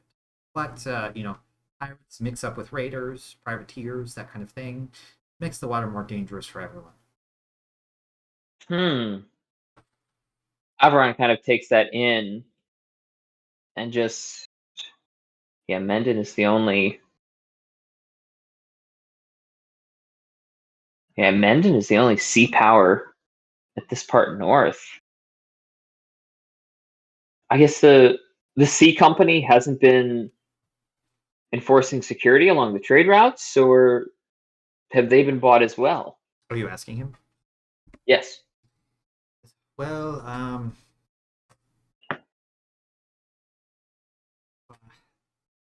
he looks around and leans in further. He says, unofficially, off the books, this is where the company's been supporting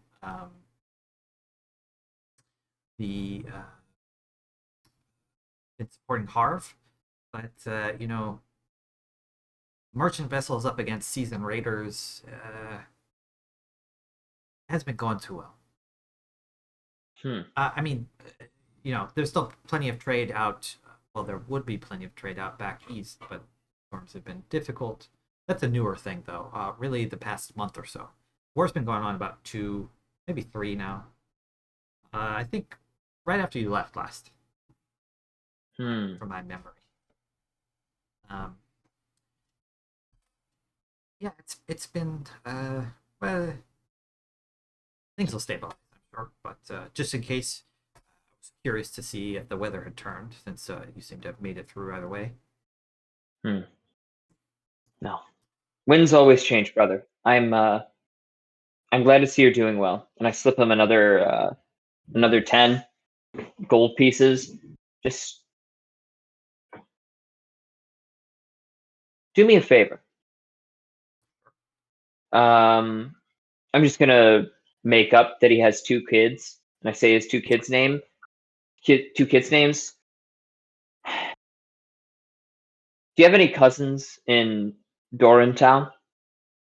It's the closest thing on the map, southwise, right along the river. Yes, and that's actually a perfect pick. Makes sense. He says, yeah, I've got a couple cousins and an uncle down that way. Why do you ask? Tell you what, use this 10. Send the kids down to Doran town, at least for 1 season. I don't know for a fact that something bad is going to happen, but trust a priest's feeling, would you? And I hand him the gold.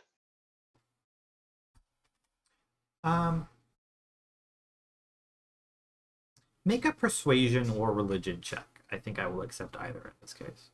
You can make the religion check with charisma if you want.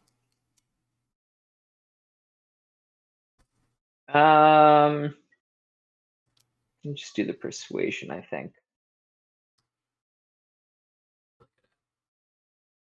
Okay, he nods. He says, "All right. Yeah, sure. Thanks for the tip."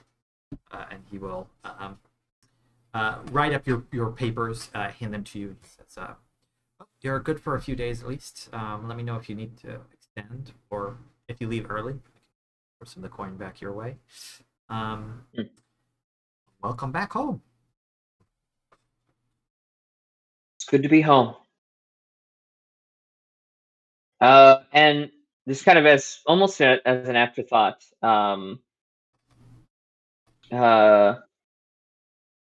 Luther, his cousin, I say, tell Luther I'm in town if you wouldn't mind. Last time I was here, she and I caught a drink, and I wound up interrupted halfway through a story. I'd love to finish it. Sure, the family will know before long, but I'll send word. I appreciate it. Thank you. And you head back to the ship where they're like, everybody else has deboarded. Did you say that was blank? Deboarded. Yeah. It's kind of maybe waiting for you to come back. I go up to everybody that's disembarked and just kind of give a quick rundown on. There's a lot of ships in port because there's been both a series of storms and also a war has broken out between these factions.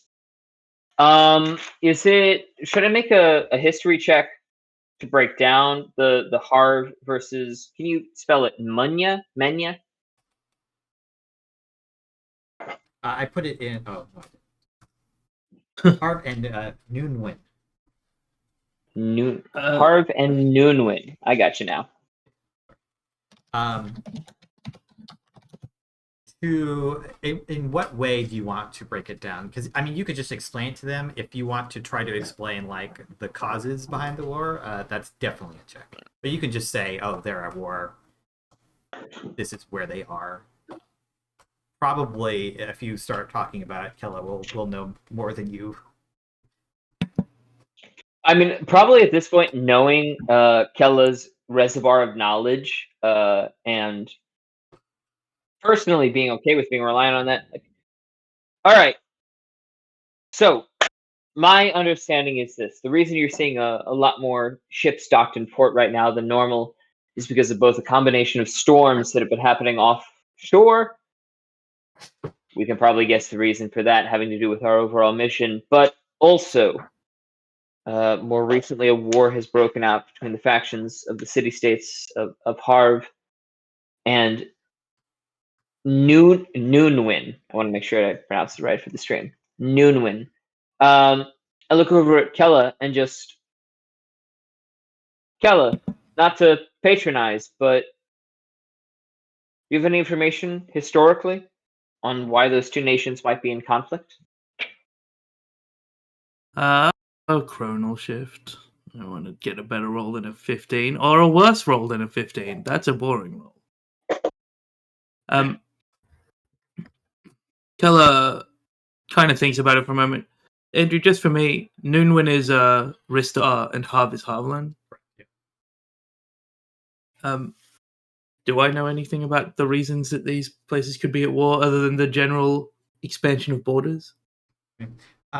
Yeah, so your assumption, because from what you know historically, is probably that they're probably fighting over the lands near Tarn because of like different claims at one point. Like Noonwin's a pretty new kingdom, which you would know, and it's made up of a couple older kingdoms, which kind of came together, joined together, and Tarn is was a part of a kingdom that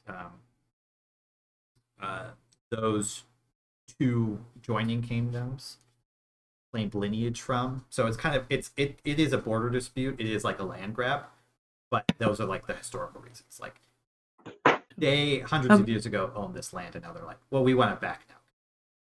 It's supposed to be ours. I'm pretty sure that Tarn has always been a point of dispute between the two kingdoms. Like it changed hands after the Blight. Well, not as a result of the blight, but since the blight, it has changed hands, and border disputes are pretty common between most kingdoms, particularly human-based kingdoms.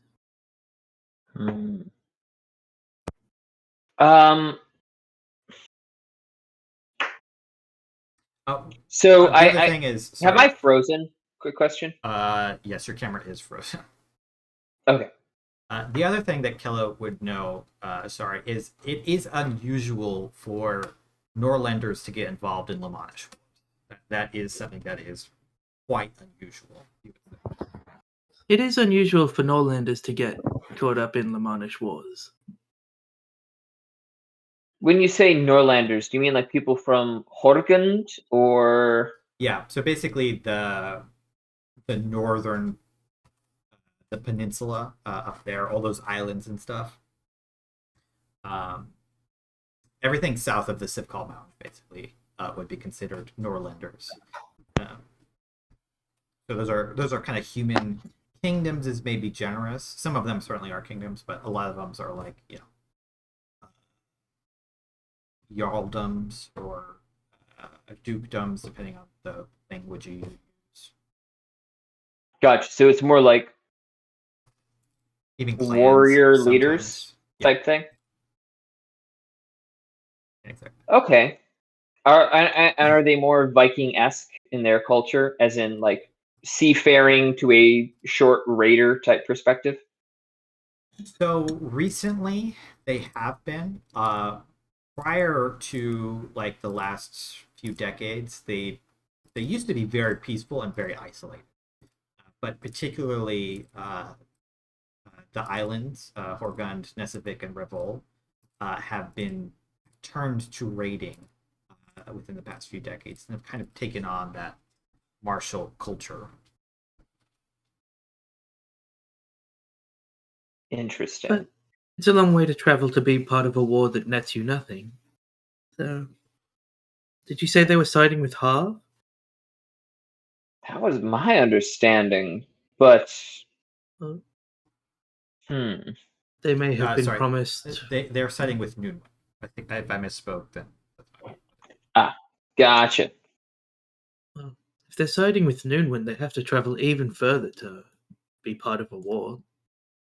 It's not a lot of major portland in Harv. Medea keeps a lot of maps. Is Medea around for this conversation, or is this one that's Yes, just? they are. Alright, just- Sulfurin just automatically is like leaning over Medea's shoulder to take a look at their maps, kind of tracking what's going on, and occasionally interrupting, kind of gently to get somebody to indicate where they're talking about. I think Medea's known Silverin that they don't know the most about Older history long enough that like it's not intuitive, but once they see that Silverin looks a little lost, they pull it out and sort of like shuffle to them near the back of the conversation and show them and start pointing it out.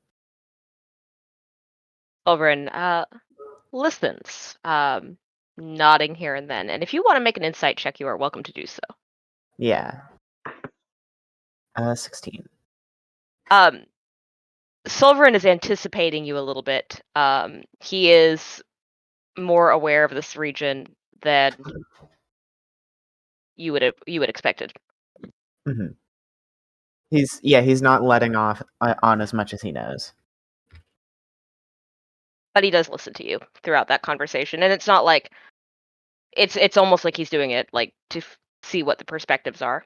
And then he returns to listening to Alvaron and Kella explain the situation. And he just like automatically, I think, assumes that Maraveth is listening and clocking the information as well as they add it to their notes. Either way, the addition of Norlanders to the conflict changes it from a border skirmish to something that has the potential to be more significant. It's also not something dealt with in our prophecy. Yes, I don't think we necessarily need to investigate this unless anyone thinks it could lead into one of the other two. At this, Alvaron kind of just stalls for a moment. I am not a person who understands the deeper nature of politics. But if there is instability on land and instability on sea, that to me says that there is factors at work pulling both. And if there is some great evil just offshore, something is pulling these factions on land into the conflict. If you believe that the dragon or whatever it is sort of setting a trap or creating this conflict, perhaps we can insert a situation in which we could catch them in the act. Good thought.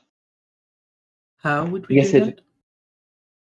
I guess it depends on the factions involved and the driving force behind it all.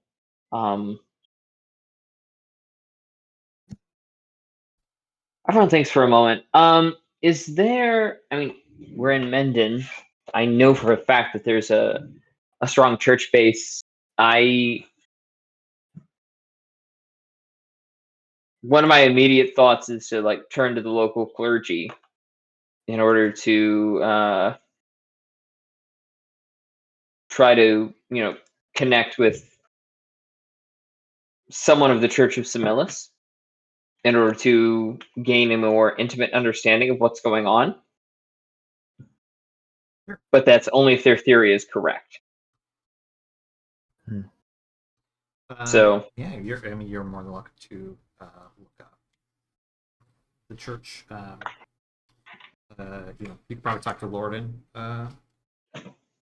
He might know more. He was an adventuring type, so.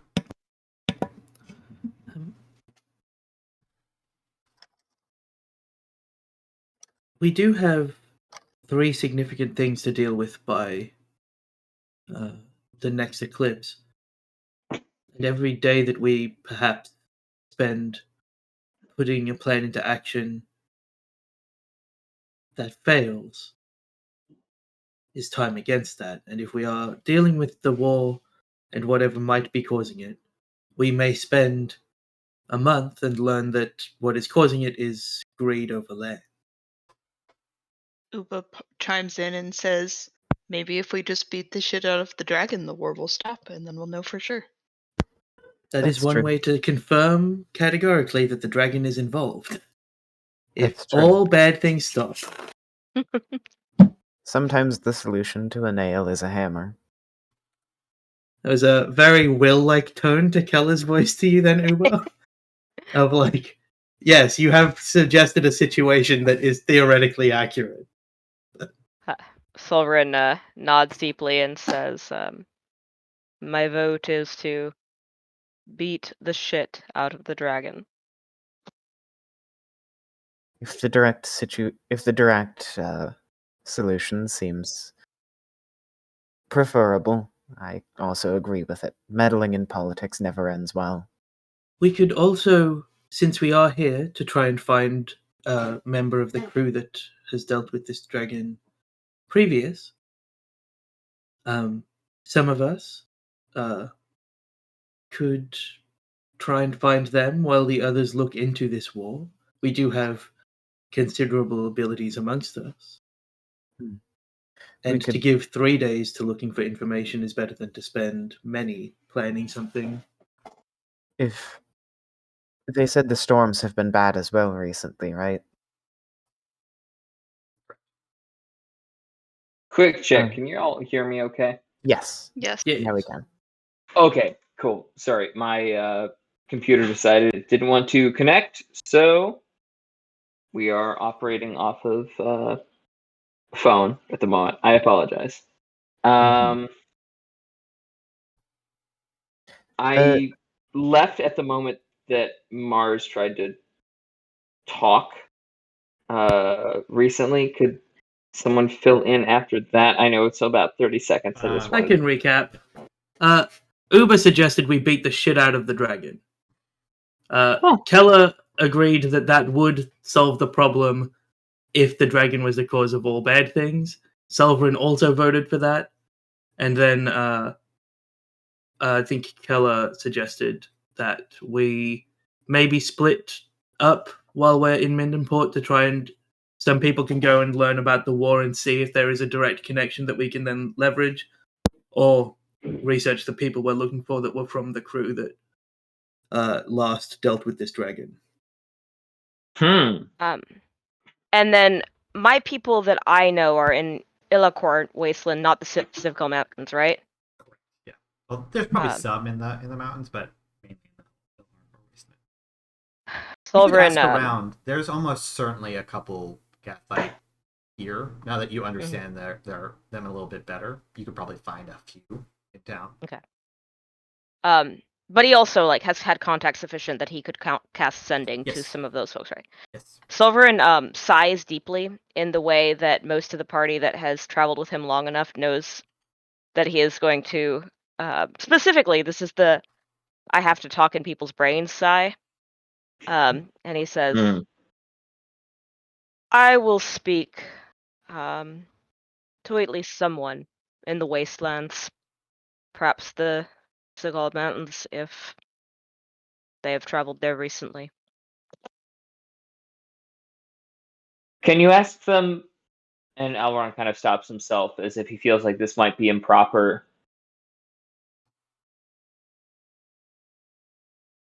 Sorry, I just realized my phone is sliding. Silverin just I thought you stares were at doing him the and slow zoom. I thought you were doing a bit I too, thought yeah. it was very cinematic. No, but Silverin just there was definitely a slowdown for a moment, and brow goes up and up and up, waiting. when the brow reaches its crest, Alvaron asks, "A disturbance like this would not just be felt in one church. Would you be willing to ask?" And he's honestly asking if you would be willing to inquire if your elders have felt the same disturbance we have in the sea. I will. Also, Gathite elders tend to be Vira worshippers, and the sea and the sky have ever been connected. That's my recollection of when Will was talking about religion. Religion's kind of boring. It's like stories, like they're trying to teach you things. Like looking over at Kella, is just kind of shooting them a glance like, sorry, Alvaron is experiencing Sean's teenage atheist years and is looking at Kella. It's like, okay, cool, good for you. And then continues along whatever path Alvaron was on. And Kella moreover, said it was a good idea. the people of the wasteland cannot rely on the land alone. It provides little. They know the sea well. And the people of the sea know that they cannot depend on the sea alone. The sky and the earth are beholden to them as well. Thank you for asking. I know it means a lot. Silverin just nods at him. And we could do that off screen or on screen, but we don't need to do it now. Following that scene up, Silverin will cast that sending whenever. Or unless, I mean, you could type out what you're going to say and let me know if you want to do it on screen. Right. So, is the immediate plan to split up then, or are you all going to go to find a place to stay first? Are you going to visit Alvaron's parents? Probably find a place to stay first, right? And then split up if people want to do that. I think if we're talking about splitting up, I guess if we're wandering around trying to find a place to stay, I think Uba is going to look at Kella and say, something I've been thinking about, if this is actually a deep sea voyage, how are we supposed to breathe down there?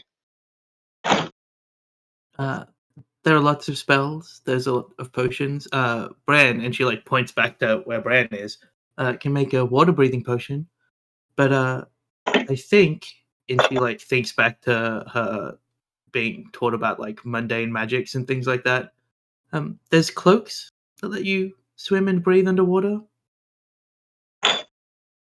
Uba's like nodding and says, I don't think I'd be much help in getting information from the church, but maybe I could try and find some of these items for us, because you taught me how to swim, but you never taught me how to swim down to a dragon's lair. I guess this raises the question for me. Andrew, Yes. being officially no longer an initiate, I'm officially a priest of Semillus. I mean, if I go to the church elders and say that I have a particular mission that requires X tools that are related to the ocean, if I can give sufficient explanation why, it's not like, oh, we need this for pearl diving. It's like, we have reason to believe that X catastrophic issues will occur if we don't do this. Is it reasonable to believe that I will at least be granted an audience, much less have those requests for materials given? Yeah, they'll talk to you. Depending on what it is. I think you're you're persuasive enough, and two, you have some backing. You know people here that you certainly get an audience.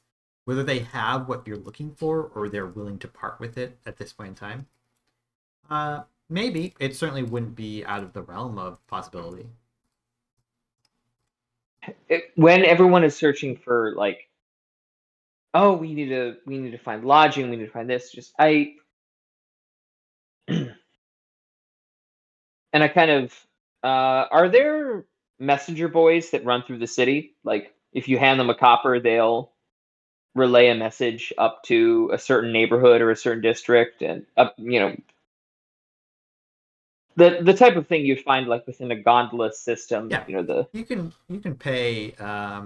They have like a couple stations here and there. You can pay them a few coppers to run a message on the same aisle, or like a silver to go between shores.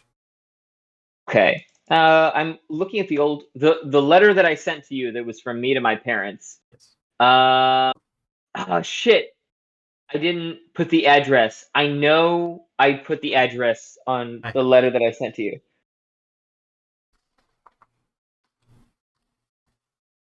This is proof for everyone else. I sent an actual letter to Andrew for the letter from Alvaron to his parents. It's not an address. It's Mendenport Merchant District, 3 blocks south of the canal. Mm-hmm. I mean, that's enough. That's because they wouldn't have had a physical address. They would have had wouldn't be numbered. This family, da da da. So I grab one of those messenger boys that are running about and, lad, are you free? And I flash a silver at him. Sure. Yeah, silver work for me. All right, I give him the same address. 3 blocks south. What was it? Sorry, 3 blocks south of the canal. Yeah. But I give him the address real quick. We'll say it's probably 3 blocks south of the main canal. Of the main canal. Give him the sure. This priority. That's a lot of. Not that far. It is priority, but it's also the extent of the message. The silver buys you going to 2 cousins' houses to find rooms. You understand? I understand. Okay. Okay. You want me to meet you back here? No, you're all right. Tell you what, you've got a trustworthy face, and I flash kind of the sigil of Semillus, which I know a priest would have some bearing in this town. I'm going to remember your face, lad. So, when time comes for a messenger for the church, I'll remember your face. And if you screw me on this, I'll remember how you taste salt water. You understand? And that comes across as joking. Right. No. Coin's good. As he. Coin's good. All right, so I'll take your messages. So, hold on. I need to look up my parents' names because we wrote this down, and I want to make sure I get it right. Son of a bitch. Yes. Tell Hedril that he needs to prepare at least 2 beds, and he's to send you along to the next house with open ones. Cousins, we don't need to put anybody out that doesn't need for. Make sure that at least 7 people have beds for the night. 7 people, I look back and think and count. We'll cover everybody. I assume Kojin sleeps with Uba. We need at least 7 beds for the night. We'll try to keep it in family. If we need to extend it to the church, we will. But tell them we've got C family coming for the night, and we need beds made up. All right, 7 beds. Silver will cover you C family. through, but if it doesn't, know that you can show up at the church and demand payment through Alvaron to make sure that you get covered. You understand? I gotcha. It should be plenty as long as we stay within the Sailor's Isle. We will be. Don't worry, lad. All right. Okay. Be swift. I don't know See how him. soon we'll need beds. Go! Dirt kicking up on the cobblestones as he dashes off down the streets.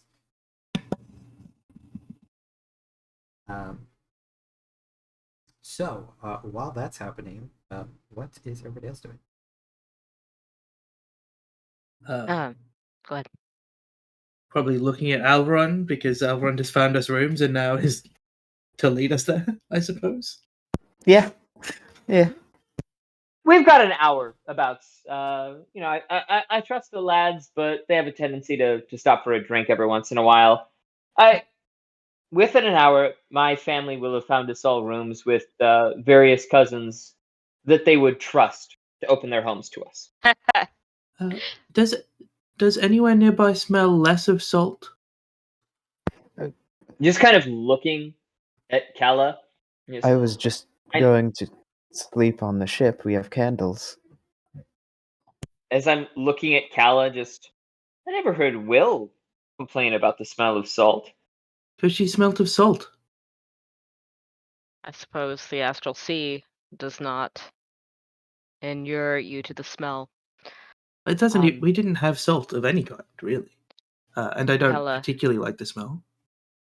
if you find a salve, and he just draws it over his upper lip, and I think he pulls from his herbalism kit, looking for something that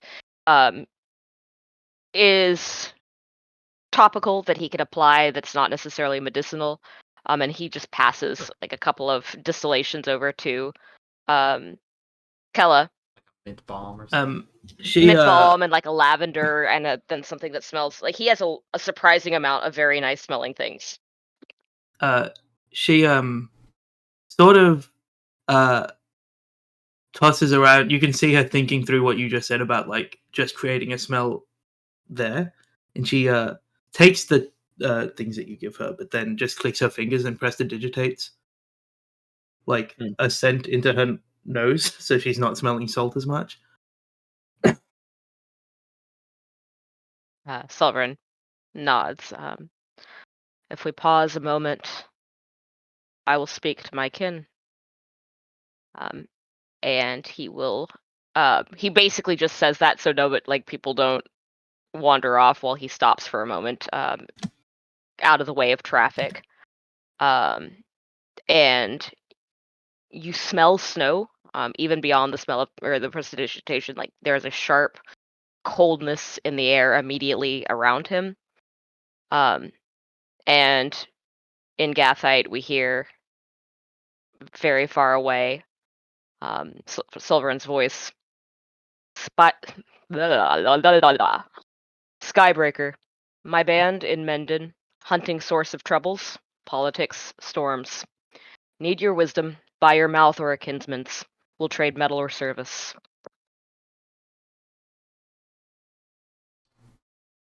Sorry, one more time. I am dropping it in the chat because I know. I understand. There you go. I can actually drop it in. Double check the details. Trade metal or service. Charlie, I just want to say I appreciate the fact that you had that ready to drop. Like, boom. I can only write 25 words. I have to word count. Yeah. So. No, that's fine. No, Yeah, dude, like, I get you. I respect it. Okay. I'm gonna find this guy's name. I have it written down somewhere. It's the same person from the ice one shot, the elderly Gathite who had the tea. Oh, nice. Then you can replace whatever Demonemi was given with, Skybreaker's fine. from Skybreaker. I think Skybreaker's one of their titles. They respond to you fairly promptly. They'll say, there is a clansman in Mendon. I'll have them find you. Where are you staying? Close enough. Silverin gives him the vague streets that Alvaron has given them so far. I think it just gives him immediately that bit, just location. And many thanks.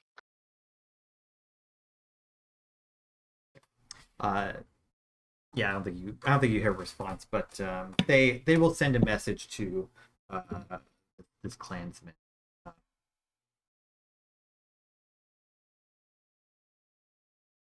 What's wrong with clansman? The whitest thing you've ever said. Oh,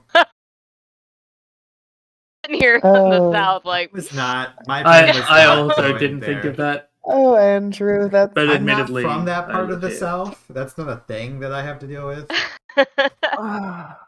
it's just a broken word for me. There's nothing wrong with it. You Yeah, I send said one of the kinsman. clansfolk. Kinsman. There we go, clansfolk. Oh, the man. boys.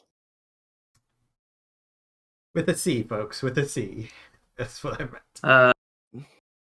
Keller, while getting hit by the snow, did realize that prestidigitation lasts seconds and just starts putting ointment on her upper lip. Okay. And then breathes in and is very, very happy about not being able to smell salt quite so much. Okay. So, yeah, you guys head off. The runner comes back for too long.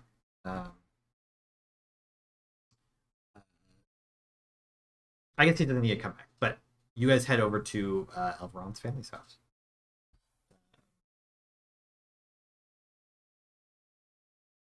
Arriving there, you all find this kind of apartment building. It's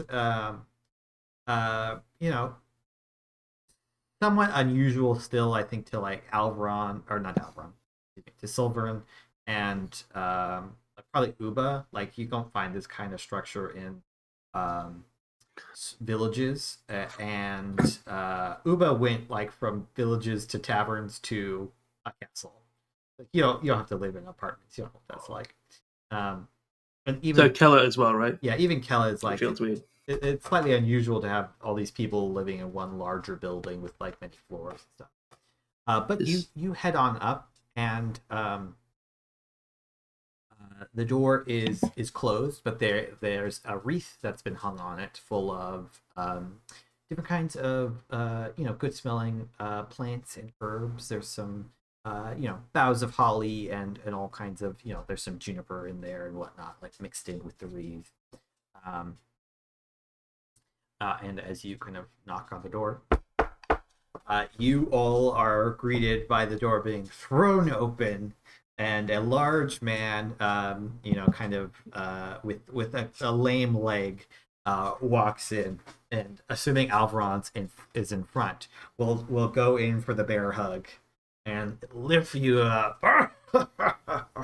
How's my boy? It's good to see you, Pa. It's good to see you. I know my runner brought the information, but gesture back. These are the close friends I mentioned in that first letter back home. And I know you sent him forward to the cousins too. Yes? Yep. I've got your room can hold 2 if you want. Otherwise, we've got the spare. So we got 2 here, and then another 2 and 3 at the cousin's house. Perfect. Absolutely perfect. I can't thank you enough, Pa. and I promise you I've got dinner tonight to make it up to you. Thank you, and I appreciate it on the short notice. That's okay. That's okay. Your brother's put on a bit of duck, actually.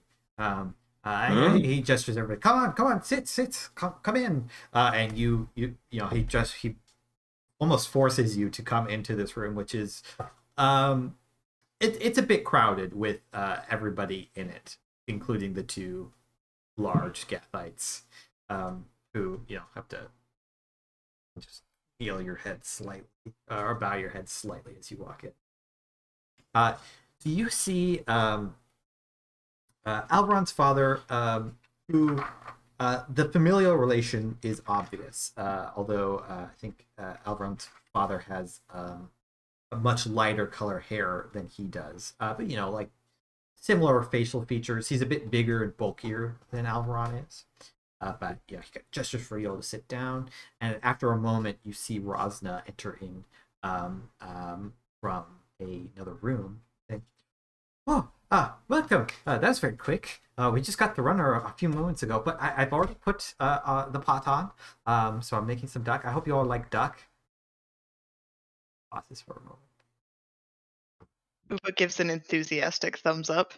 And I look at Medea, actually, specifically. I look at Medea, who I knew was going to be the most stoic through the night, first impressions being the most important. I look at Medea and just kind of give a... Medea takes a second and they say, I do love duck. And they give a thumbs up like Upa does. Oh, lovely. Well, why don't you come and help me out in the kitchen then? Medea looks to Elrond and says, of course, yes. Okay. They walk with their arms like completely straight to their side with like no swing to them, like their stature is completely stiff. Oh man.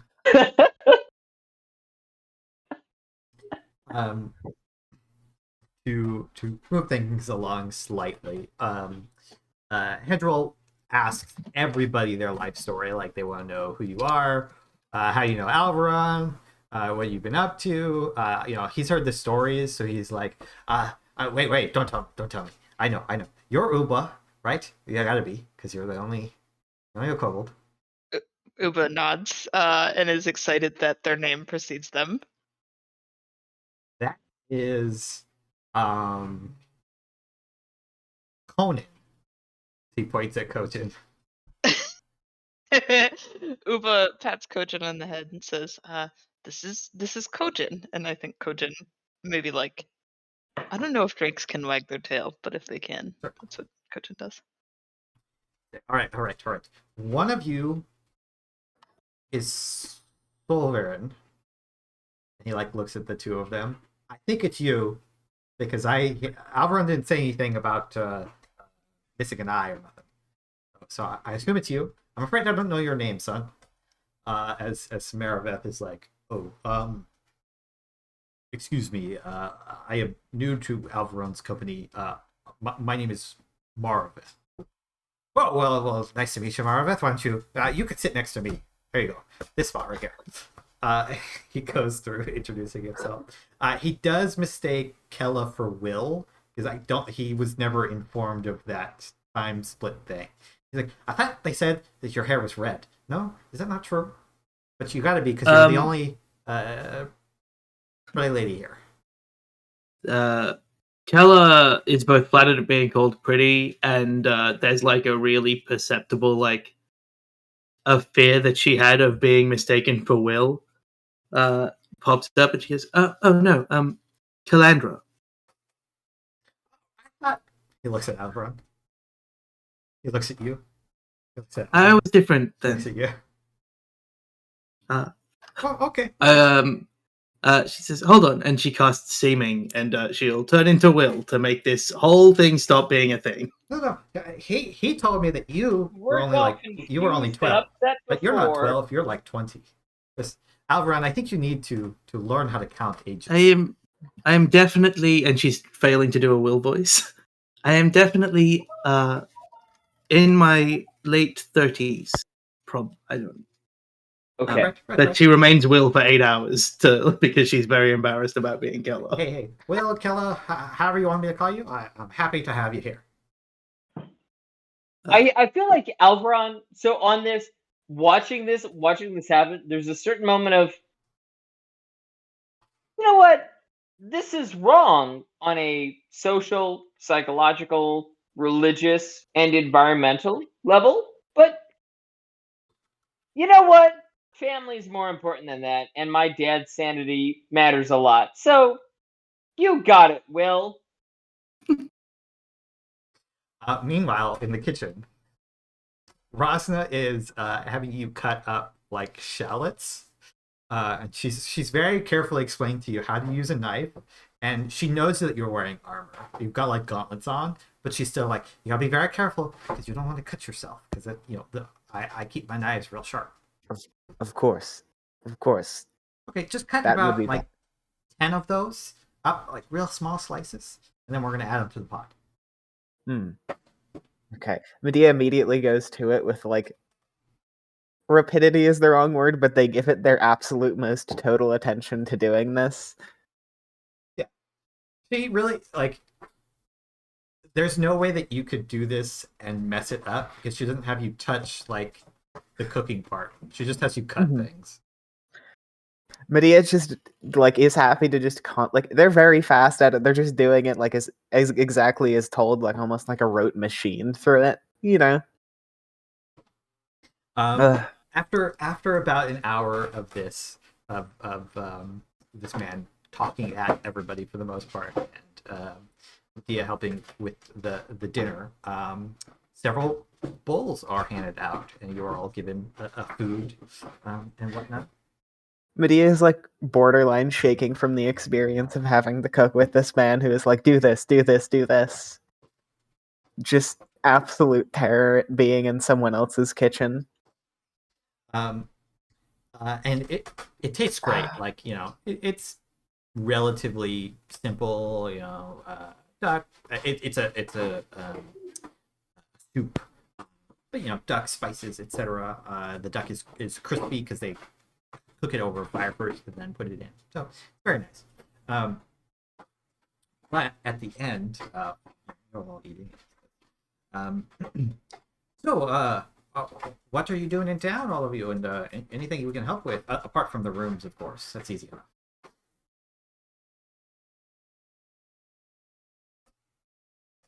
Solveran just looks to Alvaron in this clear, exactly how much of this shit that we are in are you going to expose them to sort of expression. Ma, Pa, the best way I can explain it is this.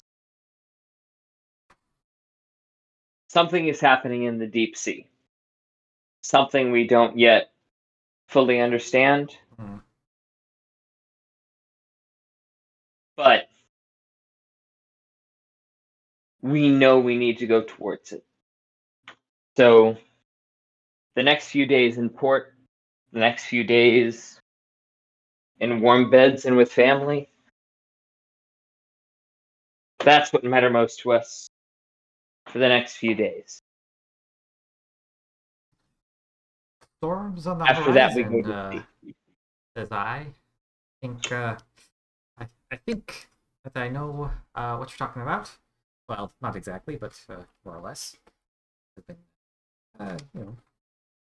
gloomy in a certain sense of late. I'm sure you'll figure it out. We hope so. Well, we don't want to keep you any more than we need to. If you've got your business, it's still early. Go about it. We'll have all the rooms ready. Thank you, Ma, Pa. And I kind of look at everybody else and this. I know you don't. Sorry, the phone makes this difficult. What Alvaron tries to communicate is my family doesn't expect anything from anybody, but a thanks is well appreciated. So Alvaron makes sure to say something along the lines of, I know hospitality is part and parcel for you, but we are truly grateful, for beds for the night and for the hospitality. So thank you. Of course. And just try to communicate that kind of cultural, like, I don't know if anyone else here has that experience of that Midwestern vibe of like, no, we don't expect anything, but you should say something type vibe. That's exactly what Alvaron is just trying to tell people to like be aware of. Like, you don't owe anybody anything for these beds for the next few nights. God damn it! The fact that this keeps sliding. You know what? Fuck it. Fuck it. This Can you is keep your me. face in frame while you talk while it's like that? I'm trying so hard. A little bit Ramona. quiet when it's like that. I have a question for either Andrew or Alvaron. Possibly it's more of a Sean question. What kind of are there any sort of ornamentation, decorations, either in the house or on either of the parents? Like, do they wear jewelry? Are there things about? More austere, but think of it, I guess, as low-income Catholics. Does that make sense? Yeah. Of like, if there is something, it's more like, God, fuck you, fuck all y'all. Are Sean's parents fantasy sea Catholic? I mean, to be No. fair, Alvaron is see Jesus, so That's true. So I think it's Yeah. like on their person they have like wedding bands, and like the dad's probably got like a silver necklace, and the mom's probably got like some pearl earrings or something nice. But it's like it's minimal, and it seems clear to you that they're wearing like their best right now. Yeah. And the walls have it's not like there's not really like paintings and stuff like that, but there's like a small tribute to Samillas. You can see that they got at some point a charcoal drawing of a younger Alvaron. You don't know when, but it's very clearly been like hung in a very visible place in the room. But other than like, I would say the most noticeable like pieces of decoration are in their clothing, in the blankets, those kinds of things, and those are clearly all like handmade. Got it. Silverin takes note of all of these things, gives a firm note of gratitude to them, but holds on to that for later. I think during the meal, Willandra, which is Will Keller when in will form, will have murmured to Uber in Draconic, as soon as we can get out of here, can we go to some taverns and try and find those people? But nods, and says, I think that sounds like a plan to me. Will? There's like a look that never crossed Will's face of being like never openly upset about something really. That crosses over Keller's face, and she goes, "Okay." And then later, when they say we can go and do our thing, she's like already out of her chair, and she gives a really weird like bow, and it's like, "Thank you for the meal," and she does a weird bow, and then is waiting at the door for Uber to rescue her from this awful situation she's in. Goodbye Yeah, now. Uba would follow you, but would have a brief, somewhat lengthy discussion about how tender the duck was and how good the soup was, and is like not intentionally drawing this out to make you uncomfortable, but is also like, that was very good duck. I need I to want to take know some how time. you can. I want to know even just one line of the filler dialogue that is like more than a minute in about just how tender the duck was. I want to know. I think like anyone that just suddenly starts paying attention says, and I don't understand how you got the skin to be so crispy, but the meat so tender, and it blended so perfectly with the soup, and then like it just like trails off. Thank you. Well, you see, it's all about the baking powder. Uba says, "What is baking powder?" Okay. So they start detailing the recipe. Wait, Keller is a child waiting for their parents to leave. Medea Thing pulls that they out a don't want to be notepad in. and starts writing down the recipe in perfect order, knowing they're never going to eat it. Silver and Unbidden is probably going to follow because he does want to be seen in town, so that whatever Gathite is looking for him can find him. Since we didn't know the exact address when he replied on the sending, but he won't force his presence on whoever's going out on the town. You're Alvaron will probably be pushing for people to stay like semi-connected, but knows enough to like people should live their own lives, but make sure you can get home to the people that are making sure you have a place to bed for the night. And also, before everyone breaks off, at least, I think Alvaron would. This is Cousin Mara. This is Cousin Takan. This is the apartment block you're staying in for tonight. If you're not staying aboard a ship, this is where you're staying. I was going to say, I think Medea would ask Alvaron at some point after the others had left and be like something to the effect of, this is an odd request, but the last few times we've gone to taverns or places for information, it has gone poorly. Would you be willing to instruct me on how to handle such places? Instruct you? You've never needed instruction in my experience. Do you mean, is there anyone in town that I recommend? I mean more so, how do you navigate those places with such ease? Because that Alvaron kind of steps back for a moment and just. How do you get drunk without getting scared?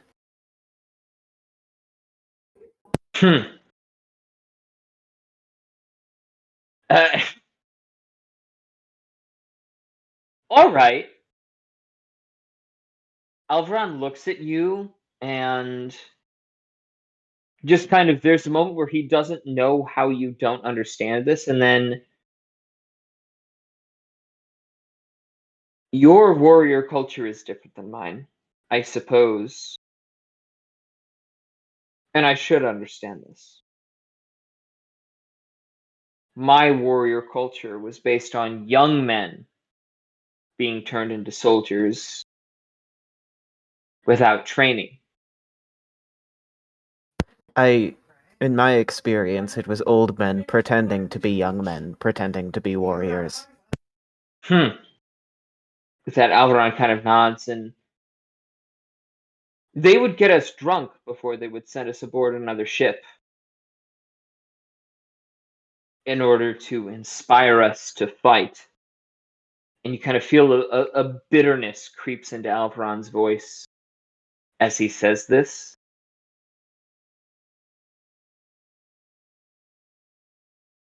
Don't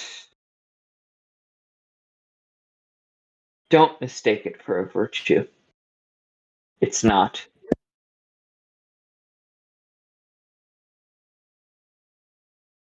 People in this town like to get drunk, Medea, but don't. And Alvaron looks kind of scared. Don't mistake that. Well, I don't want you to think me a coward, Medea, but old habits die hard.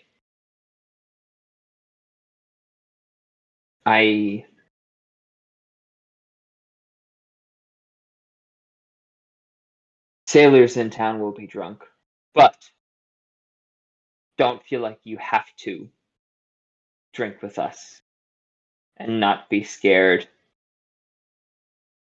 The most scared among us is the most drunk, I promise you. And if you stay sober, my brethren will respect you more. Especially if you're going to the deep seas. Well, I suppose this was a lead up to the other question. I am scared, but I also... do you want to go get drunk? And they put a bag of gold on the table. Alvaron looks down at it, looks up at you. Why are we getting drunk? Because they really take a moment to consider their words. Do you ever feel the panic of not being afraid?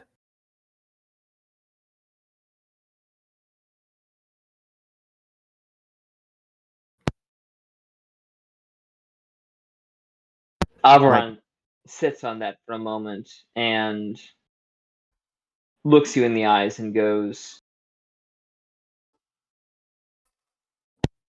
there was once a moment where an arrow buried itself not 2 inches next to my face into the mast of the ship I was serving on. 2 inches. I spent the next 2 days drunk as recompense.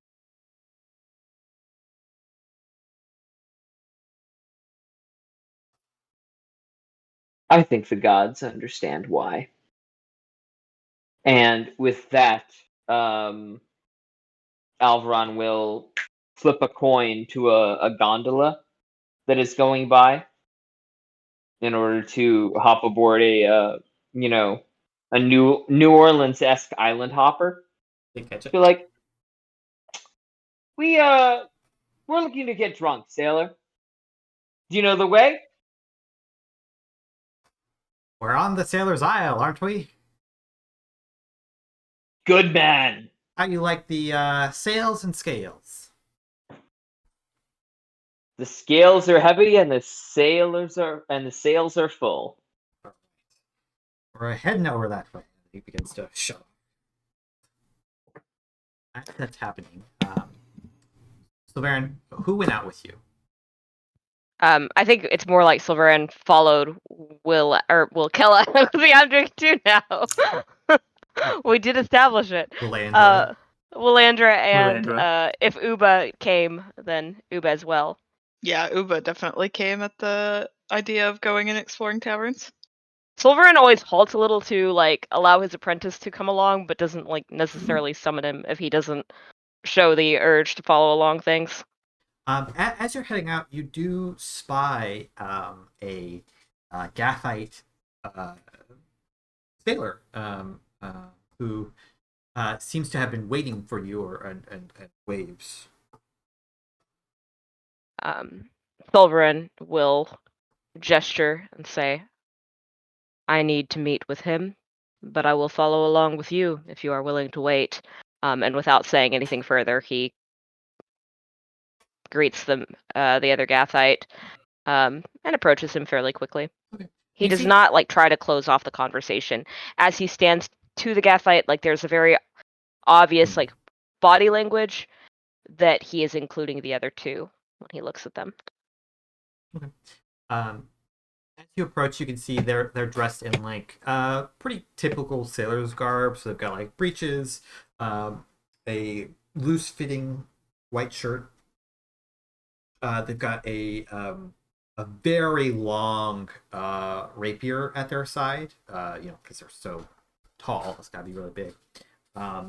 And their hair is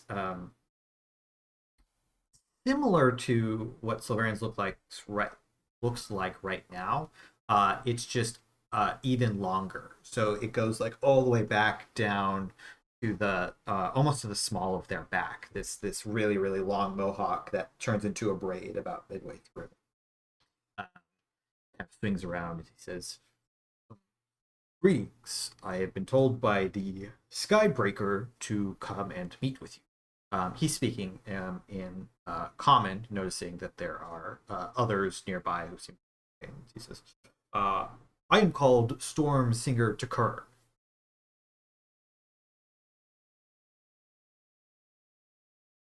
Silverin nods at him. I will, before you continue, Kella notice that you left the space, but like continues walking onwards, hoping that Uber follows her. Yeah, that works. Yeah, Uba will come along.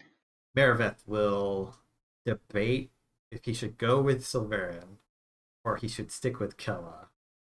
Uba is like waving excitedly, like, because honestly, I think Uba's trying not to think about it, but they kind of recognize that like the next few days might be like the last fun they get to have because they're about to possibly see a giant dragon. They're not thinking about it, but also like let's have some fun. I think Maribeth. I think he's 50-50. Low, Nothing he will ever goes go bad with 50-50 Reiki. rolls on this stream. He thinks better, thinks Touches worse of the it, orb. and yeah, he touches the orb, and he waves at Silvera and begins to walk off next to Kella and Will.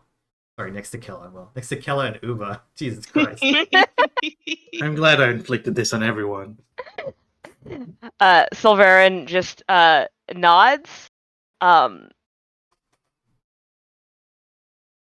don't think anybody out there has the insight to see him, but the camera sees him kind of turn, and he's hiding a pleased expression as he turns to the other Gathite and says, Storm Singer, and he claps his own chest. Kin Seeker. Well met. Well met. And so he will just kind of assume that he has somewhere to talk that's not like standing on the open road and just sort of fall into step with him. Yeah, he kind of gestures over, and you find yourself at the Whiskey Wave. The bars here seem to favor alliteration. You kind of notice as you look at all the names. And he'll kind of take. This is a nicer bar comparatively, so he gets you like a small booth. Goes to sit down, and it's large. It's large enough to accommodate. Probably you think he comes here a lot for that reason. Is the feeling you get? He just orders an in. So the Skybreaker sent me a message saying I should find you. That you had questions about recent events. Silverin looks him over for a moment. It's thoughtful, and it's like that first sort of gut feeling check that somebody gives somebody to gauge how much off the bat he trusts him. Sure. You can do insight, perception. Would No, tell he you a doesn't little know bit more. anything. He knows nothing. Okay. He sees a Gathite, and this is who Stormbreaker or Skybreaker sent him to. He's got like an honest face. You know, he Yep. seems forthright, but you've never, you don't know this person whatsoever, really. Yeah. Silverin nods, takes a moment to gather his thoughts, and then says, my band and I have heard tell of significant storms. We also come seeking a disturbance in the sea. And there is tell of war. Whatever you know, however little you think of what you know, I should like it to be shared, and I will pay whatever price you deem acceptable.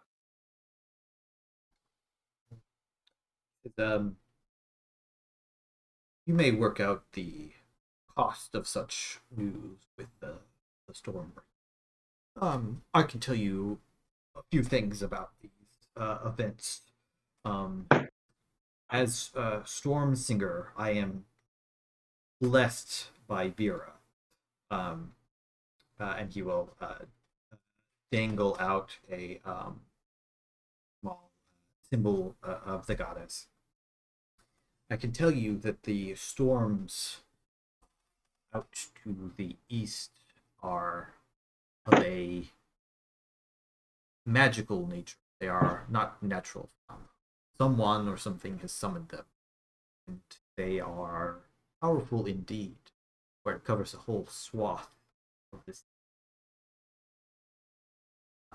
what kind of creature capable of this I know not, though the Gathite ships, those with storm singers at least, can still brave these waters, the blessings of the goddess. So it grows more difficult with each passing week. As far as the wars go, I can tell you that there is one war, and yet within there is contained many. Though Minden Port is not officially involved, the Seas Company does battle with the Norlanders, those of Noonwind. They are losing. It's not just about the land battle. There is also a trade war happening for control of the seas.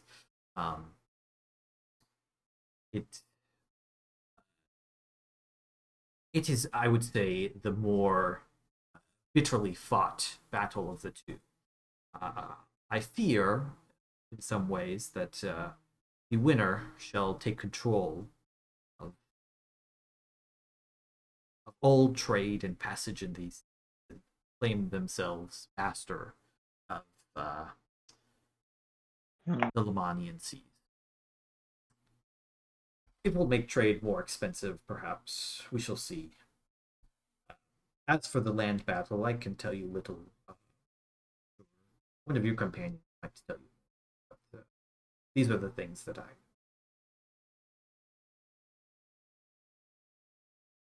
do you have any other questions he forgot about? No, that's the general like focus. Sovereign will nod and say, "How do those warring over trade in the Lemnian Sea cope without storm singers such as yourself?" Thus far, the storms have been more isolated, I suppose.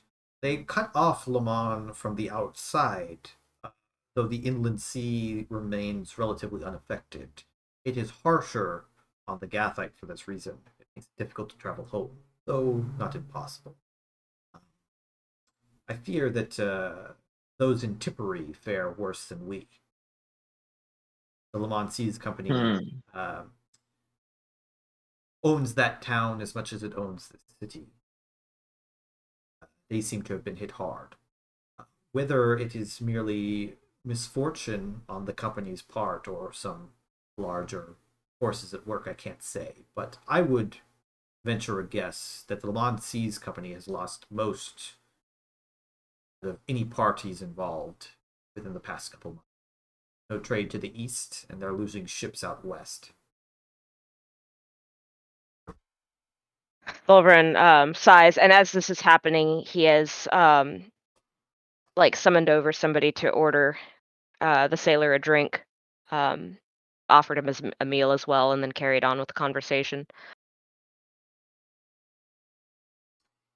And he, go ahead. He's going to study him again, say, "And your ship? How long are you staying in port?" 2, perhaps 3 days. I think that the captain wishes to make for home. Which would necessitate you crossing Yes. fairly close to this epicenter. I gather my strength to combat these storms with the help of the blessed goddess. Tell me, has your... And he kind of like taps the feathers and then the ocarina one at a time, the feathers in his hair and the ocarina. Vera speaks to me, not at all. Has your kinship with her remained as it always has? Your powers remain strong even in this area? It becomes hard, I fear, harder to feel her winds out in those storms, as though something wishes to block gods from having their will be done upon this earth. Here at Minden Port, I hear the wind as usual, though I fear if you are asking if Vera speaks in words to me. No. Perhaps I have heard them once, maybe twice in my life. Though I could not say for sure. It is a rare thing for even a storm singer to hear directly from the deities. Though many of the higher priests say that they have heard their words at least once in dire times.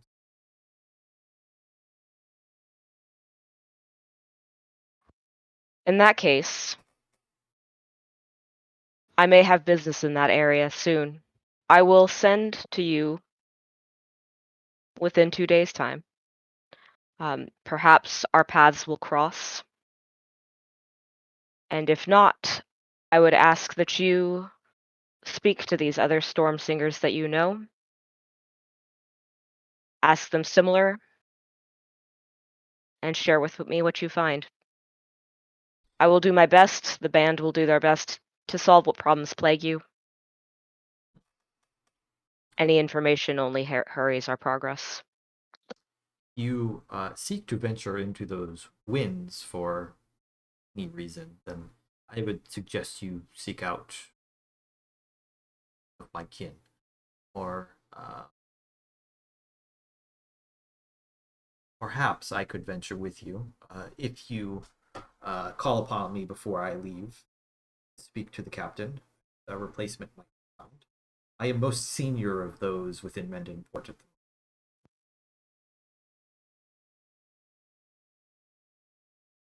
Silver nods. I will do so. Thank you. You will be comfortable serving on a Gathite or a ship with no other Gathite save my apprentice? There are ship crewed solely by Gathite, but I have sailed before amongst other kinds. Find it of no problem.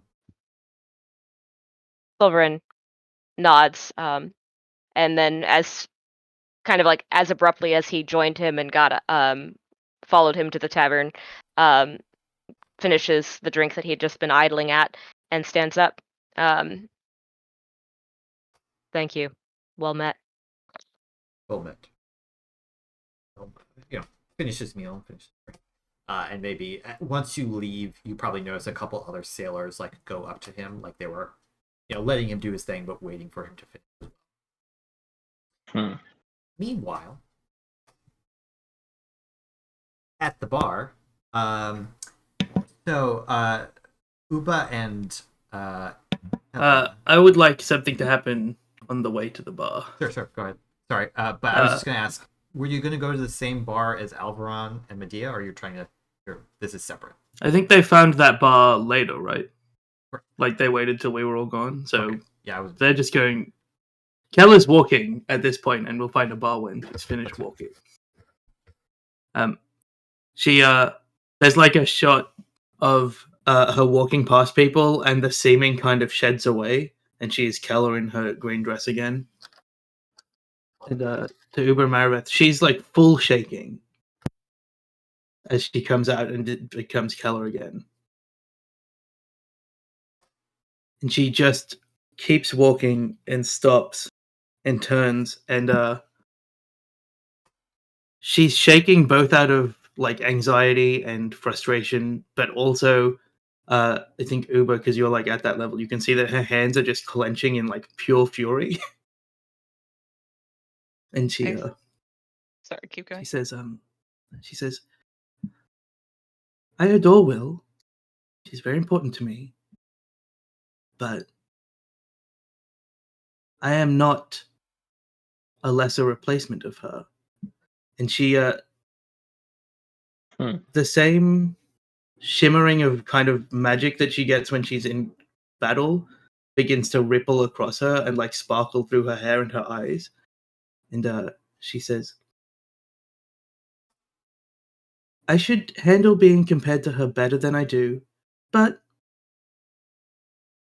I'm still young. I have years to learn that, and now I am absolutely furious.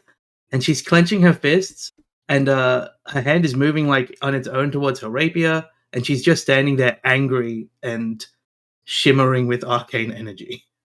Is this anger directed specifically at Uba because they made a joke, No, or no. just like in general? No, it's a general anger. It's, I think, even in this mode, specifically not at either Maraveth or Uba.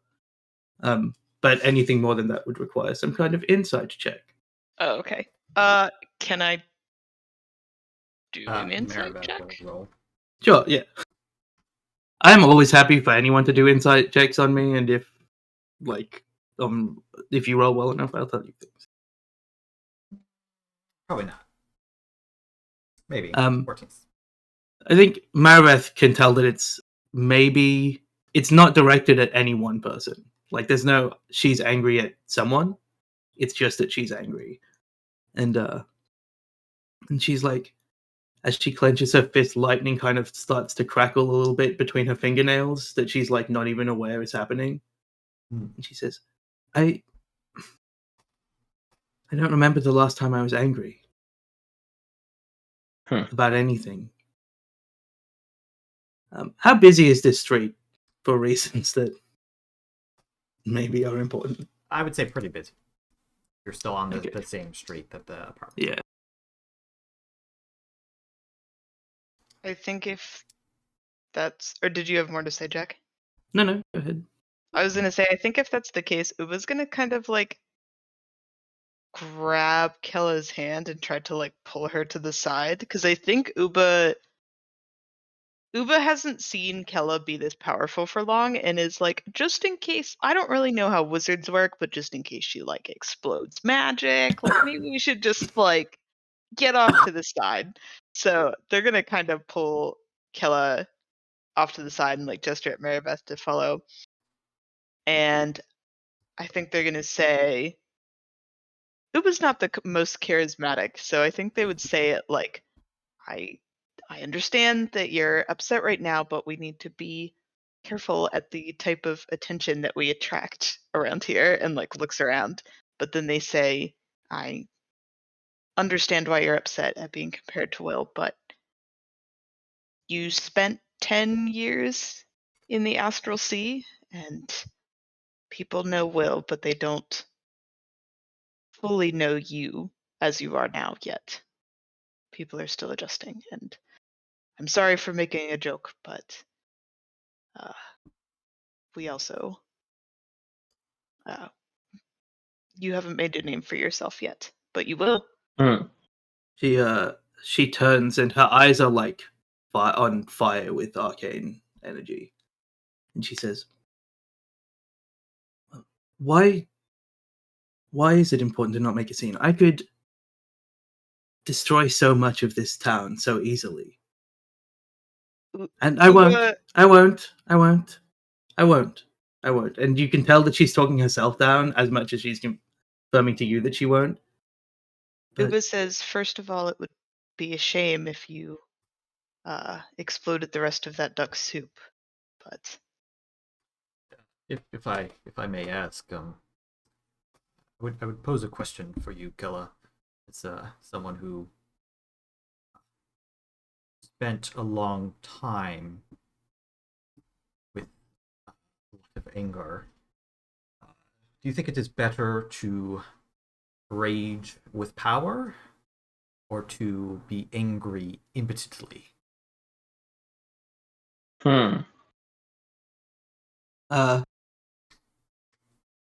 Kella thinks about it and says, it does that, and Uber's quite funny joke about the duck soup does quell. You can see the like arcane tingle and shimmer around her is fading. But more than anything, Mariveth asked her a logical question, and she like falls into like a logical mindset to fix it. And she's like, well, I think theoretically I would want to rage with power, but that would not preclude me lightning bolting something.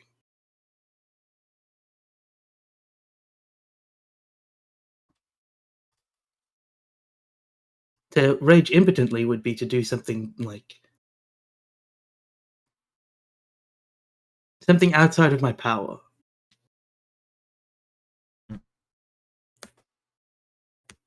But the shimmering is stopping, and her hair is like falling a little bit from the arcane push, and she sighs and she says,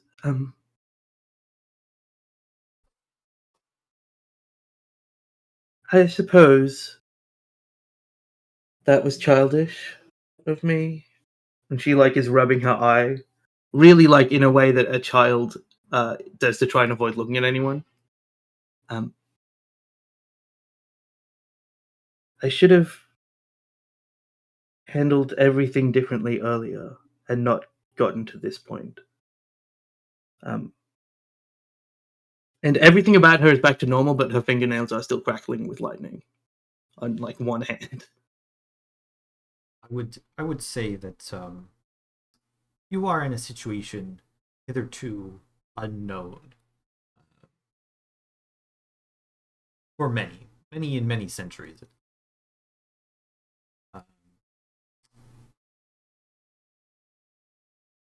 Be angry is not a moral failing. It simply is. But you can do different things with it. I merely ask what you would like to do. Kella nods, and like there's a steel to her now, and she's like, well, nobody's heard of me, right? So I will make a name for myself so much that I can never be mistaken for someone else. Uva. Oh, sorry, go ahead. She kind of smiles and puts her hand on Maraveth's arm and says, I suppose, if I'm being rational, that the best use of my anger would be to continue to learn until I am unsurpassed in magic in the entire world. He nods. He says, it is interesting. The others have a certain sort of fame. I am, for much of my life, was always known. Not for reasons which were good. But to be famous, being powerful and doing great things now, I think that would be nice. So if I can help you, I will. Kella still twitches slightly at the word will, but is smiling and says, okay, well, perhaps we can both surpass our masters together, and we'll bring Uber along for the ride. And she like smiles, and it's a smile that is genuine and like she had when she was 10. Like she reverts back to just being such a child when she smiled at you. Like it's that smile of adulation towards a hero that she had back then. I think Uba is like 95% happy about this and gives you like a warm smile back, but in the back of their mind, they're kind of like, that seems like we might need to have another conversation about unchecked anger. And also, could Uba maybe do an insight check into what Maraveth just said? Yeah. Because I think he totally. seems so chill this whole time. I've been rolling bad tonight. I chronal shift that for you to get you another shot at it with my last one for today. Because Well, I want you to pass one of these at some point. That's a little bit better. well, Yeah. It's not actually super hard because he very pointedly looked down at his stump hand when he was talking with his one good eye.